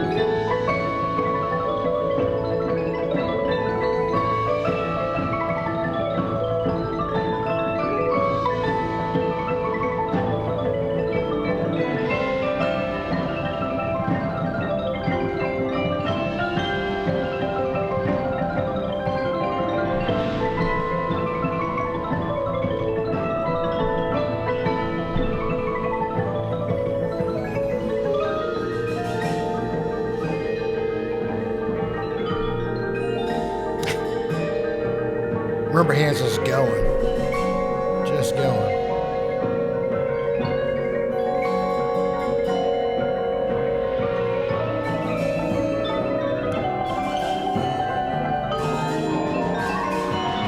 It's a lot of notes.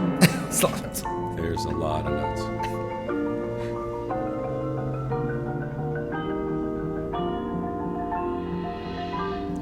We should talk about those marimba hands in a minute. There's a story. Marimba One player. Oh, nice.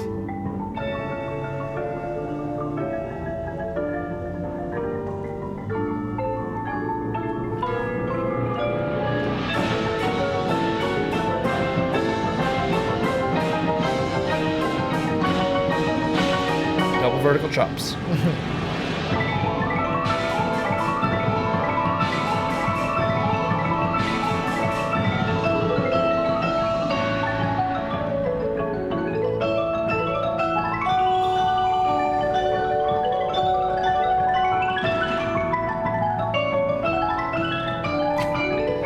Look at that solid part, like, Doubled in Yeah. at least one marimba part. wow.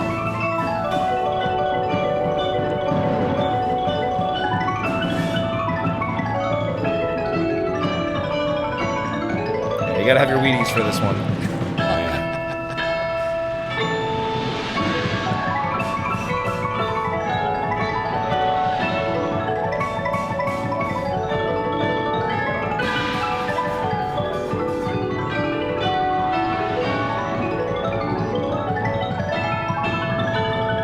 I love that it's all in like 2 time. It's just all slow conduct, but it's just like, Dr. West's up there like, yeah. It's just sweating. that's awesome. You have such great students. I remember when they came out, they were just all so polite and so mature and such a reflection of your studio, how much they care. This is the end here. I said, Jake, we need something to push it over the top.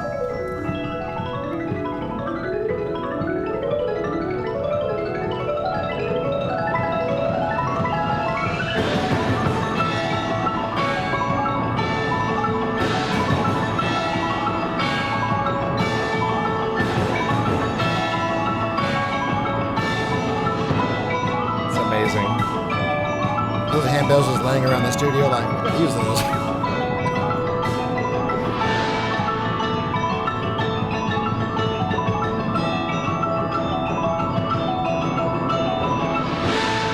What a shot.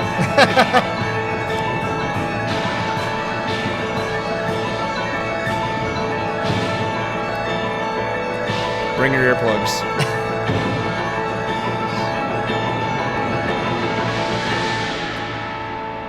I love that. What an incredible piece of music. Yeah, just really, really special. The story it tells and the person it comes from, and the students. You mentioned the students. You know, Yeah. we're very fortunate to have such great students, and we did have one of our leaders in our studio unfortunately get an injury mid-fall, and so no. the sophomore playing that Marimba One part, he got that music about 2 weeks before that.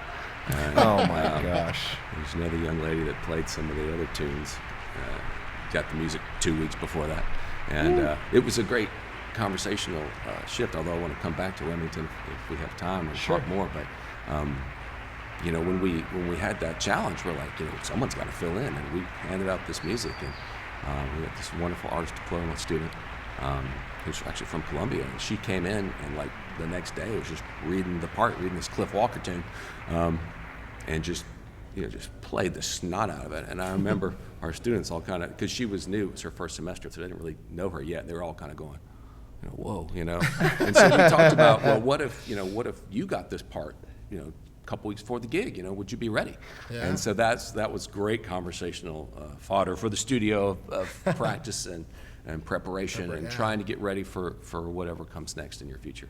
And that's what college is all about, you know, getting ready for what's coming. We don't know what's coming for any of these students, but we're trying to get them ready as best we can. So That's That's awesome. awesome. That's great. Well, thank you for taking the time to share. I just love how we kind of flowed in and out of the different pieces you wanted to share with us. And so thank you for not only sharing it with us, but creating that music and all the work that it took to bring that music to life and then teach it to the students and then go and rehearse it and perform it. And so thank you so much for that. Just remind me, don't ever do 5 premieres in one semester. That was a little much. That's a little much. I've tried to explain to the students, the process of bringing a new piece of music to life is so different than taking it out of the folder and passing it out and going. That's like, the first thing we do is pass it out, put the date at the top right, and put V1, version 1. Right. And I'll find these scores. We'll be on version 5, version 6. We're helping the composer edit and go along. And doing that with multiple pieces at once was pretty brutal. But anyway, we've been real fortunate to bring some good music to life over the years. And so. Well, one of the reasons we wanted to bring you on, not only is you're such a well-respected, collegiate professor, someone who's, in our area, but also just your wealth of knowledge in the percussion orchestra medium and all the things you've done to commission. And so I feel like we've really been able to, just through talking to you, have a better understanding of the journey that the percussion orchestra has taken over so many years. And even though, we got to talk about so much, I still feel like we have barely scratched the surface of what's out there and what's to come and, everything that's available. So, just kind of wrapping up this part of the podcast before we talk about some other things, just kind of your final thoughts on percussion orchestra. Where are we at now? What's next? Maybe some advice to people kind of getting in, maybe they're a younger teacher trying to pick out their first large ensemble. Sure. Just kind of wrapping up this part of the podcast. What are some of your thoughts on that? I'll try to be brief. Yeah. Because there's a lot of thoughts. But one thing we've tried really hard to do at TCU, and this is not really a plug, I promise, is we tried to put out some of these videos on YouTube as a educational resource for teachers. And all of our videos are live concerts. There's wrong notes. There's people breaking things and dropping things, and the conductor messing up. And but we've tried to put out some of these videos. And if you ever spend any time on our YouTube channel, you can scroll all the way back to some of the earlier ones, and that's when, before even iPhones, when I was doing them on my camcorder from the back, and it's just like, The audio is pretty good, though, because, again, my good friend Brian Youngblood has come to every PASIC we've ever gone to and thrown up a couple mics, so whatever else happens, I've got Youngblood's audio. Yeah. And so, like, some of the videos you see are in a concert or in a convention hall, that's what I'm trying to say, with carpet and risers squeaking, and it's not a good audio setting, but at least I had Mr. Youngblood's wonderful audio. So you might, we're trying to, maybe over time get some better quality videos out of some of those older pieces. Sure. But the point is you can sort of follow some of the pieces that we've been able to bring to light. We didn't even talk about Eric Oasen's piece that he wrote for us, the Symphony for Percussion, or David Gillingham's Babylon, or, Welcher wrote a piece for us, and some of these big composers that have written other things. Raymond Hubble wrote us 2 tunes, actually. And one of the first pieces we premiered at TCU was by Raymond Hubble. His Prelude and Ronda, Alla Marcia, is just a wonderful piece that folks should look into. So, whether it's all the publishers now have great sites. They have amazing resources online now, YouTube channels, universities, different schools. There's a wealth of resources online for teachers to look into. And they don't have to be pieces that are super advanced and challenging. They can be easier, but just try a piece that might have a few more instruments or players. You might have to borrow a marimba from the middle school, or not, or take that down an octave and share a keyboard. You might have to be creative. We've all done that. I didn't have a bunch of marimbas when I got to either of my jobs, and we had to be creative with what we did and with who we did it with. But just try it, and whether it's a quartet playing on drums or playing on marimbas or something larger, it doesn't matter. Just get into percussion ensemble. Get your students going. Let them have that time in the fall with the marching drums. Let them have that time in the spring in the concert percussion ensemble idiom, and doing both. And it'll really bring your, the musicianship in your students out. It'll take your students to another level. And we passed out the all region music today to our students, and we've been doing the same system for the whole time I've been here. And one of the things I try to remind the students of, especially because some of them are still maybe not great individual players, they're still working on that, but I try to remind them, we're going to do this marching band thing, we're going to do this percussion ensemble thing, you're going to learn a solo, you're going to do all region, you're gonna do your best at all these things, and what you're gonna find hopefully is that they all help each other. And I think the thing we like to tell our students the most, one of us says it either every year, is imagine what your marching percussion ensemble would sound like if all of you were region players. Sure. Imagine how many of you would make the region band or do great at your solo if you did a great job in the marching band. So it's this cool thing that we get to expose our kids to, where all of the different things we get to do with them really help each other out. They're not mutually exclusive. So one hand washes the other. Yeah. I say that a better time. One hand washes it. You got to be a great mallet player, drummer. Do them both. That's right. Because it all works together. Like your timing, your understanding of music lines and phrasing and all those things, it all kind of helps. It all works together. So the more you can do all of it, the better you'll be in general. And one more thought on that, and it's because I know we have some band directors and wind directors listening to the podcast, and I hope that our percussion director friends will share this with their wind directors, especially if they're maybe not at that point yet.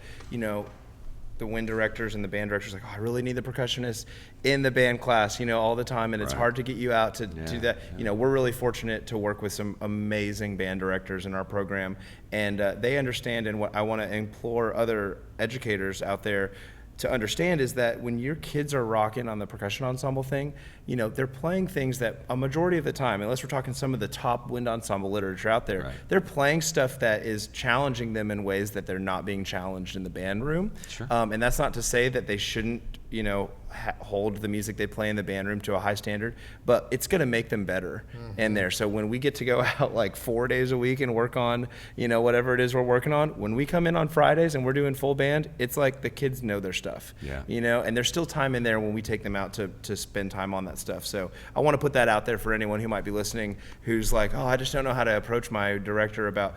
Just make sure they understand it's going to make their own band program. And I think we talked about that earlier as well. Yeah, and I'd love to encourage the non-percussionist band director who maybe is an assistant or whatever and might be, if you don't have a percussion specialist at your school and maybe you're a little apprehensive about, I got to go teach percussion ensemble, don't be. You're a great musician, you're trained in your area, and you can teach percussion ensemble, and it'll be great. And just bring those students together, and it'll help your program a ton. It really, really will. And I'm just fortunate because I get to watch you guys do all this stuff. I get to. I'm very honored and fortunate to be able to go to some, competitions as a judge or a dad. Like I said, I love being a band dad now because I hand out waters and hot dogs and I push marimbas and have a speaker I pull to the 25-yard line. And awesome. Just to watch it from another perspective, And I try to be nice to the percussion staff at my school and say, I did see you, but I'm watching the flutes, man. My daughter's over here, so no, I'm teasing. Just to be a parent watching what our daughter has gone through band, and it's an amazing thing you guys have going on here in Texas. It really is. Yeah. And to come out and hear, whether it's your group, PASIC, or this spring I got to hear your group play the Palestine Perfections, and it's like, it never ends. I've got to be sure I get this in. It just blows me away what's happening in music education in Texas, and it is unreal. Every time I think, there we go, and then the next year it gets just a little more and a little more, and it's tremendous what you all do. It really is. Thank you. Public school education is insane. It's so great. I'll take it to one more level before we kind of wrap this up and move back into some of the last couple things we want to talk about you with. But we do this drumathon every year where the kids go out and they raise money, and it goes back. It's helping us with our Midwest trip this year and some other things. And we went to perform at a retirement home as kind of like they gave us a nice donation, so we went and did a concert, and this really nice elderly fellow came up to me and almost with tears in his eyes, and we had just got done playing all our warm-ups and what we had learned of the show music. This is back in June, and he just shakes my hand and he's just like, what you just did restored my faith in children these days. Aww. And I was like, I almost brought to tears by that. And I share that story because, kids, it's not just music education, but like children and what they're able to do in our day and age is incredible. It's amazing. It never ceases to amaze me what they're capable of. And so just super inspired. And we just got to keep pushing them, don't we? We sure do. Yeah. Get that pass-off sheet turned in. Get that video turned in. Get that one thing one step at a time. So let's pause it there, and then we'll come back to some final topics. Sounds good. Wonderful. Well, again, Dr. West, thank you so much for sharing your journey and Sure. all these amazing musical pieces and composers and experiences for students. It's been a great interview so far. I know we could go on for several more hours and continue to talk about percussion ensemble, but you're the director of percussion at a huge university and really well known, and there's so many opportunities for students. I want to give you a chance to just talk about what is life like for a TCU percussion education or performance major, and we'll just kind of go from there. Okay, cool. Well, again, we started with dream job, right? I really think I have the best job in the world. I just getting up every day and getting to teach music and work with amazing students it's just a real blessing, and it's an honor, and it's something I don't take for granted ever. I think personally TCU is an amazing place to be. I've experienced it now for over 20 years. I'll be going on my 23rd year. Wow. 30th year of teaching coming up, guys. It's a little scary to say it, but wow. Yeah, it's pretty cool. But also I experienced TCU from a parent perspective. My oldest daughter went through the nursing program at TCU. She's a nurse over in Dallas, killing it. Shout out to all of our nurses and healthcare professionals awesome. working so hard. Nice. We can talk about hard work and rope her in a minute if I don't remember. But, so I've experienced TCU in a couple different ways. We think it's a very unique place. Depending on where you're looking at, it's a smaller school on purpose. It's a private school. Enrollment is capped around 10,000 students on purpose. Our music program is about 350-ish or so. We've got about 3 concert bands and a symphony orchestra, a couple jazz bands, 2 percussion ensembles, 2 steel bands, a great marching band, basketball band. So we have a smaller university with what we think are some, maybe bigger university opportunities packaged in that. Fairly decent sports program that's been doing okay. Baseball, basketball, football, we did all right till the end. But anyway, it was a fun time to be there, and the run was really neat. But the main thing about TCU again is it's a private school, so it's academically hard. It's challenging. Yeah. Students have to work hard to get in, and they have to work hard in their classes. So we're around a lot of bright students, and then musically, they're talented as well. We're very fortunate to sort of keep our music numbers in the percussion studio right at about 25 to 30 students. We keep it right around there. Cool. So if we have 4 or 5 graduate, we take 4 or 5 in. We just try to keep that small because I mentioned Joey Carter earlier. I need to be sure to mention my colleague Jeff Hodge, who teaches with me at TCU. Is an amazing colleague, and the 3 of us together, Dr. Gibson's now retired, so it's the 3 of us teaching about 25, 30 students, and that's where we want it, and it sort of outfits our needs really well. And with that 25, 30 majors, we then throw a bunch of non-majors in who just want to drum, and then we get a 40-member drum line or something like that. Right. So it's a neat place to have. If you enjoy some of these other opportunities, whether it be sports or whatever, or playing, we think our marching band's very unique.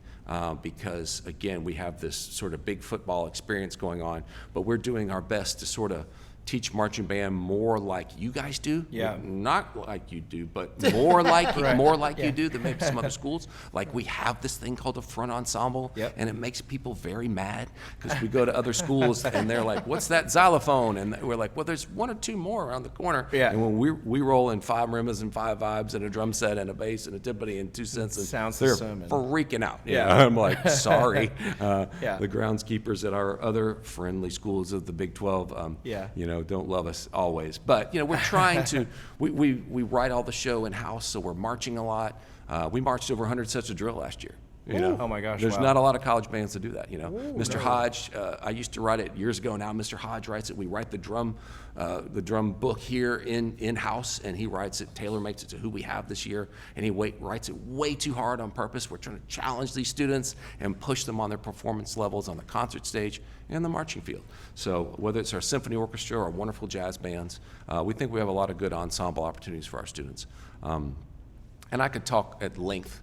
I could go on and on and on about what I think is the benefits to our program. Right. Before I wrap up, though, I should say that it is a private school and it is very expensive. Yeah. College is very expensive anywhere these days. Sure. Private school is very expensive. But I'm super impressed that TCU has been standing behind their what they said was one of their missions the past few years to increase the financial aid through the roof. So students who normally wouldn't be applying to a private school can apply to a private school. That's awesome. And so all of our students are on amazing packages. Yeah. And so we have good financial aid available for students, but you got to be really smart and get in. Yeah. And you got to be a really good musician and get in. So there's 2 application things going on there. But to close, just talking about TCU, by far the best thing about TCU is our students. I mean, Yeah. I'm blown away every day at the students that come through the door. They're just phenomenal people.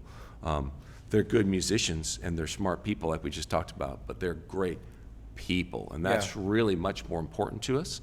Some of my colleagues in percussion or even other instrument areas at TCU have like a 7-minute or 12-minute audition slot or whatever. We spend an hour with every student, and we hear them play, and we make them sight read, and then we sit down and we talk to them. And we talk to them a lot before them, and we talk to them a lot after them. Yeah. Because we want to get to know them, and they want to get to know us. I mean, I've sent a daughter off to school. I've got 2 daughters that I've sent off to school. And as a parent, you want to know what's going on. And as a prospective student, whether it was my daughter who's a dance major up at Point Park University, she wanted to know what's this all about. And when she visited in Arizona and Ohio and all these other great dance programs, she wanted to talk to the teachers and the professors and walk around the campus. And so our students are great and very welcoming, and they're just great people. And I'm very fortunate to be around them every day. That's awesome, and it's just so cool to hear how many different opportunities their students have to do the marching band and do the concert band, jazz band, kind of whatever they want to do. And again, with TCU being such a big sports school, also to have that, it's a smaller school, but it has all these Big 12, programs, and they get to kind of have that experience as well. Be it living in Fort Worth, big metroplex, not that far away from Dallas either. So getting to be around all these great programs, nearby, I think that's just so cool. Will you just also share? I know this isn't 100% connected, but will you share? You share this with our students when you worked with us. What are your kind of 2 rules for your program for them to be successful? If you know what I'm talking about. I sure do. We're going to have some T-shirts made this year, I think. There's so many things that are important, and I come across motivational posters or sayings or social media posts or what have you, and I'm big on how to save all those. These are all so cool. There's so much. But a few semesters ago, Mr. Hodge, Mr. Carter, and I were all just sitting around. And it's like it just boils down to 2 things. We encourage our students to work hard and be nice. And that's really it. Yeah. Period. If we're going to work now, let's work. If we're not going to work, let's go hang. Let's go to the pool or have a pizza party, whatever you want to do. Yeah. But if we're going to work, whether that's music or math or whatever, let's work hard and try to get something done. Yeah. And by the way, let's just be kind and let's be nice people while we're doing it. Yeah. Because you're going to get on my nerves, I'm going to get on yours, and we're people. We're developing relationships here, and music is so good, right? Band is so good about that, teaching students how to deal with each other. My daughter's in her 2nd day of summer band in the heat. Woo. And I said, "How was it?" She said, "Worse than yesterday." What do you mean? "Oh, it was hot. The heat. Oh, I was dying." I'm like, "Yeah, but you're learning how to deal with folks. So work hard and be nice is sort of our, unofficial mantra of what we want our students to do is, let's get something done if we're going to work, and let's just be kind to each other while we're doing it. And I think, we could go on and talk about more specifically, but what would be a great place for students to go to find a little bit more about specifically what is expected of a percussion major? Do you guys have some website literature that they can visit? And Sure. TCU Percussion? Yeah, tcupercussion.edu or the School of Music. It's all online. It's all outlined there with what you have to do to get in for the auditions, et cetera, et cetera. And of course, they can always email me. I'm easy to find. Cool. Google drum dude, white hair, TCU, you'll find me. We'll have to have you back on because I have more than a few friends who graduated from your program, and they've filled me in on kind of the pathway that they take throughout your program. I think it's super unique and interesting that we probably don't have time to go into today, but we'll save it for another podcast, season 2 or something like that. Good, yes. So another thing we certainly want to make sure to talk about, and a big reason why we started this is we want to hear your approach on, you've been doing this for so long. You said coming up on year 30 of teaching and doing it at a high level for so long with crazy hours, and yet you're married and you've got children and you've been able to figure out how to be successful and be happy in this job. And so could you just share with us some of the strategies you've learned over the year, maybe some of the mistakes you've made along the way? Sure. How long do we have? Yeah. Oh my gosh. Jeez. Okay, yeah, there's a lot there. So I think I'll boil it down to this, and this is not something I thought of one day and thought this would be a great clinic topic or something, but I was doing a camp down at Bass Hall, and it just came to me, and I sort of put it this way, and I'm like, wow, that's kind of cool, maybe it'll stick. And I like to talk about 3 words that begin with the letter F, and none of them are bad. So I talk about, it just hit me that these are all very important to me, and I talk to folks about what motivates me, what keeps me going, and that's my faith and my family and my friends. So what's important to you or me with your personal journey or your faith journey or whatever is important to you, that's hugely important in my life, and I'm working hard every day in my walk and trying to get closer to Jesus and try to see if I can be a better person and learn from him. And then my family, I talked about my parents. I didn't mention my sister, who's also a college professor. She teaches languages. And I haven't mentioned my amazing wife, who's the only reason I'm here, and just amazing.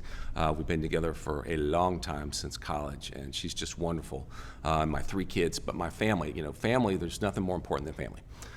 And the connections you have with your family, and I could go on, but families, and then of course the friendships. And music is so important because the friends we make, the students I have or I had 30 years ago are now some of my friends, and we get to hang out, and colleagues and coworkers. Right. And the friendships we make in music are huge.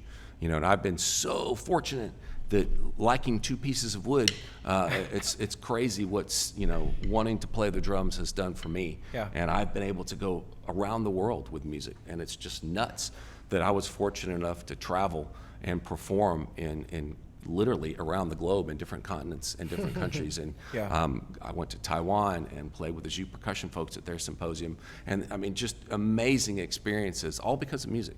And music can open so many doors, but to me, my family and my home life is so important. And I struggle like every one of us. I'm a workaholic. My dad was a workaholic, and he taught my sister and I how to work hard, and that's an amazing thing. He had his own business, and he's like, you got to work, He's the Depression era, he grew up right at the end of the Depression, and the stories from that, and my mom was actually from England, and so she grew up in World War II in London when bombs were dropping. Wow. And so the stories that she told and the stories that he told and fed into my sister and I, you got to work hard. You got to work really hard. And so jobs are hard. Life is hard. Teaching music, teaching band is hard. My daughter is a labor delivery nurse at Parkland Hospital, works 7 p.m. to 7 a.m. That's hard. Yeah. But you got to find what your passion is for your career. I encourage people to, whether it's family or a hobby or have something else you do. But for me, it's my children. I have 3 girls. The youngest is 15, the oldest is 24. And feeding into my kids like my mom and my dad fed into me, that's huge. And so there have been many times where I've where I've neglected my family for my work. I'm guilty. But there have also been many times where I said, it can wait, and maybe I'm not going to do it, and I'm going to go. And a close buddy of mine got me into a great program through the YMCA that's called Adventure Guides. It used to be called Indian Princesses, basically a father-child program. And so he was like, yeah, we go camping. I'm like, camping? I've never camped growing up. I'm not an outdoorsy kind of dude. I don't have a tent. What are you talking about? And so I remember pushing him off going, I work all the time. I got to go to football games and the weekends. He's like, no, it'll be great. And I missed a couple years because I held him at arm's length, but I finally joined this group. And it was amazing because it was scheduled time with my kids. And it was, here's the year's activities. Once a month we're doing camping, or we're going roller skating, or we're going to go rock climbing, or we're going to get outside, or, and then every other week we get together in someone's home. And anyway, dedicated time for the kids. So it doesn't matter what the program is. And then I'm a dance dad. All 3 of my daughters were dancers, and they all play music. Now I'm a band dad. And just being there for my kids is much more important than anything else I do in life. I have 3 kids at home, and I have a bunch of them at work, like you, right? And so all the kids in the studio and the band, those are our secondary children, right? And we feed into them all the time, and I try to feed into them as much as I do my own kids. But the family and my faith and the friendships that I've kept up is just huge, and that's what's grounded me. And I can go on and on, but I just encourage all the educators out there who are struggling with, man, this is hard, man, this is long hours, and blah, blah. You're right. It is very hard. Yeah. And I can't sit here and talk as an expert about what you guys do in the public schools. I'm in awe at what you do. But I just encourage you to find your why. What is your why, you know? For me, it's those 3 words I just mentioned, you know, what makes you get up and go every day, and what motivates you to work hard. You know, I watched my parents work hard, and hopefully my kids are watching me and my wife work hard in what we do and trying to make family important and working. Yeah. So again, it sort of ties back to that whole work hard and being nice thing, you know. It's very important that, you know, we realize that life is hard, work is hard. I mean, I know a lot of people in a lot of careers that have super long hours, Yeah. you know, but some of them hate what they do. And some of them can't wait. I knew a guy that was worked for an insurance company, and he was so cool. All he wanted to do was get home and play his guitar. Every night he goes, man, I'm trying to learn this AC/DC riff. And we'd go on campouts, he'd just talk about his guitar. And he just really didn't love what he did during the day, Yeah. but it was his job. And so we talk to our students all the time. We have students that got music degrees that aren't working in music anymore. Sure. And you know what? That's okay. That's cool. Not Yeah. everyone's going to stay in it for life.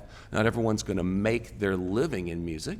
Maybe they will, maybe they won't. But I want them to keep music in their lives. Yeah, sure. And support the arts. Yeah. And play music or have fun.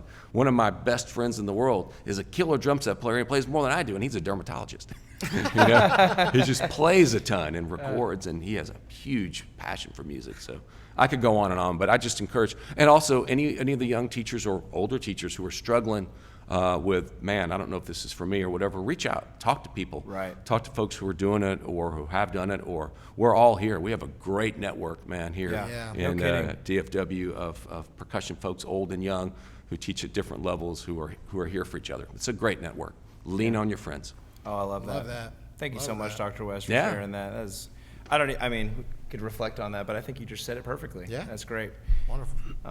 Well, you know, kind of wrapping up here, we've got some silly segments we like to do, Oh, and good, you know, good, and good. part of this is, you know, it's funny because when we were thinking about doing this was a bulk of what the podcast was these silly segments. This kind of just was, you know, this was when we were walking from our trucks to the beginner class, we're like, hey, what if we did that podcast and we asked our guests, you know, about their favorite candy or whatever, you Right, know, right. and you know, but it's great. It's kind of funny that it's turned into this, you know, really cool thing that we really love doing, but Reese's, by the way, for my students, yeah. Reese's. Well, that was my first question, so that's perfect. So we're already one down, but we've got a couple segments for you today, and just gonna kind of ask you some questions to kind of Sure. wrap up here. So Let's do it. My segment is called favorites. So this is Dr. West's favorites. Okay. So this is kind of a spitfire. You know, I'm just gonna throw a topic out there, and then you're just gonna first thing that comes to your mind, and we can kind of discuss if we need to. But All right. okay. So you already said candied Reese's. Yeah, I love Reese's. In peanut what butter cups. form? Is there a specific Just form? the stock original Just- OG peanut butter you cup, get man. two- Yeah, or any of the others, to be honest, they're great. They're all good. Yeah, I mean- if you get a bag of the ones with the little like M&M style ones, you could go.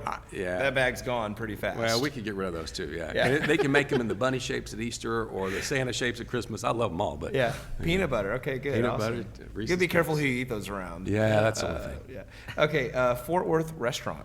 Oh my gosh, there's so many great ones, but every time we have a family dinner, a family meal, my daughters always want to go to the same place, and it's a place called Los Mocajetes, and wow. there's two. One's in Roanoke, and one's down near us in just North Fort Worth, Watauga area. And so Beautiful area. Yeah, it's a great restaurant. It's become a place our family loves to go. We go there all the time. That's awesome. Mm-hmm. Okay, music-related movie. Music-related movie. A movie where music is the driving force of the plot. Gee, that's hard. We ask the tough questions Yeah, on you're this stumping podcast. me on that one. I mean, I'm thinking Amadeus. I don't know. Oh, that's a great one. I'm trying to figure. You know, I didn't watch the Drumline music or Mr. Holland's Opus Drumline movie. Or I'm trying to think what other ones. I'm coming up short on that one. No, that's okay. Amadeus is a great one. Well, that's, you know. I just good. okay, so I'll make an aside on that. I read Please. something. Oppenheimer just recently came out. Oh, yeah. Had a chance to see it while I was down in San Antonio. Amazing movie, highly recommend. But I read this thing where Chris Nolan told Cillian Murphy, who's the lead in Oppenheimer, to go watch Amadeus because of the relationship that Amadeus has with Strauss. Yeah. Or who is the other person in Amadeus? The other composer, or Yes. It parallels the relationship with Cillian Murphy's Salieri? sorry. Yeah, It parallels Strauss is a composer, but he's also that's the name of the not the adversary, but the Robert Downey Jr. plays this agent who is at ends with Oppenheimer. So I just recently saw that kind of comparison. I thought that was pretty neat because I got to see Amadeus, quite a while ago. So that can be your answer. That's a good one. That's an iconic We watch a one. lot of musicals now. I think of Sound of Music with the kids growing up. Oh, of course, I got to have a good. shout out now that I'm thinking about it to my old Blue Devils show, Tommy, the rock opera. Oh yeah, there you go. It's kind of weird, but it's That's killer music. Definitely works. That definitely works as an answer. Okay, favorite drum corps show of all time. Oh my gosh, I can't answer that. There's just not one. I mean, there's just really not. I was recently, and my wife's like, "Why are you doing that?" Yeah, because I'm looking at these old YouTube videos that are so old. But I was looking at some of these old Spirit of Atlanta shows that I was talking to you guys about, just because, those guys were like, they were just heroes to me because I was so young. I was 13, 14, whatever, and I'm watching these dudes back in the early 80s and then watching some of Float's lines at Spirit and then Float's lines at Blue Devils. That's my heritage. So early 80s, Spirit of Atlanta, 1984 was the one I saw first of all and went, oh my God, I have to do that. Yeah. There you go. And I got to play Georgia with them, and then 85 I got to play Georgia, and then in March, 86 and 7.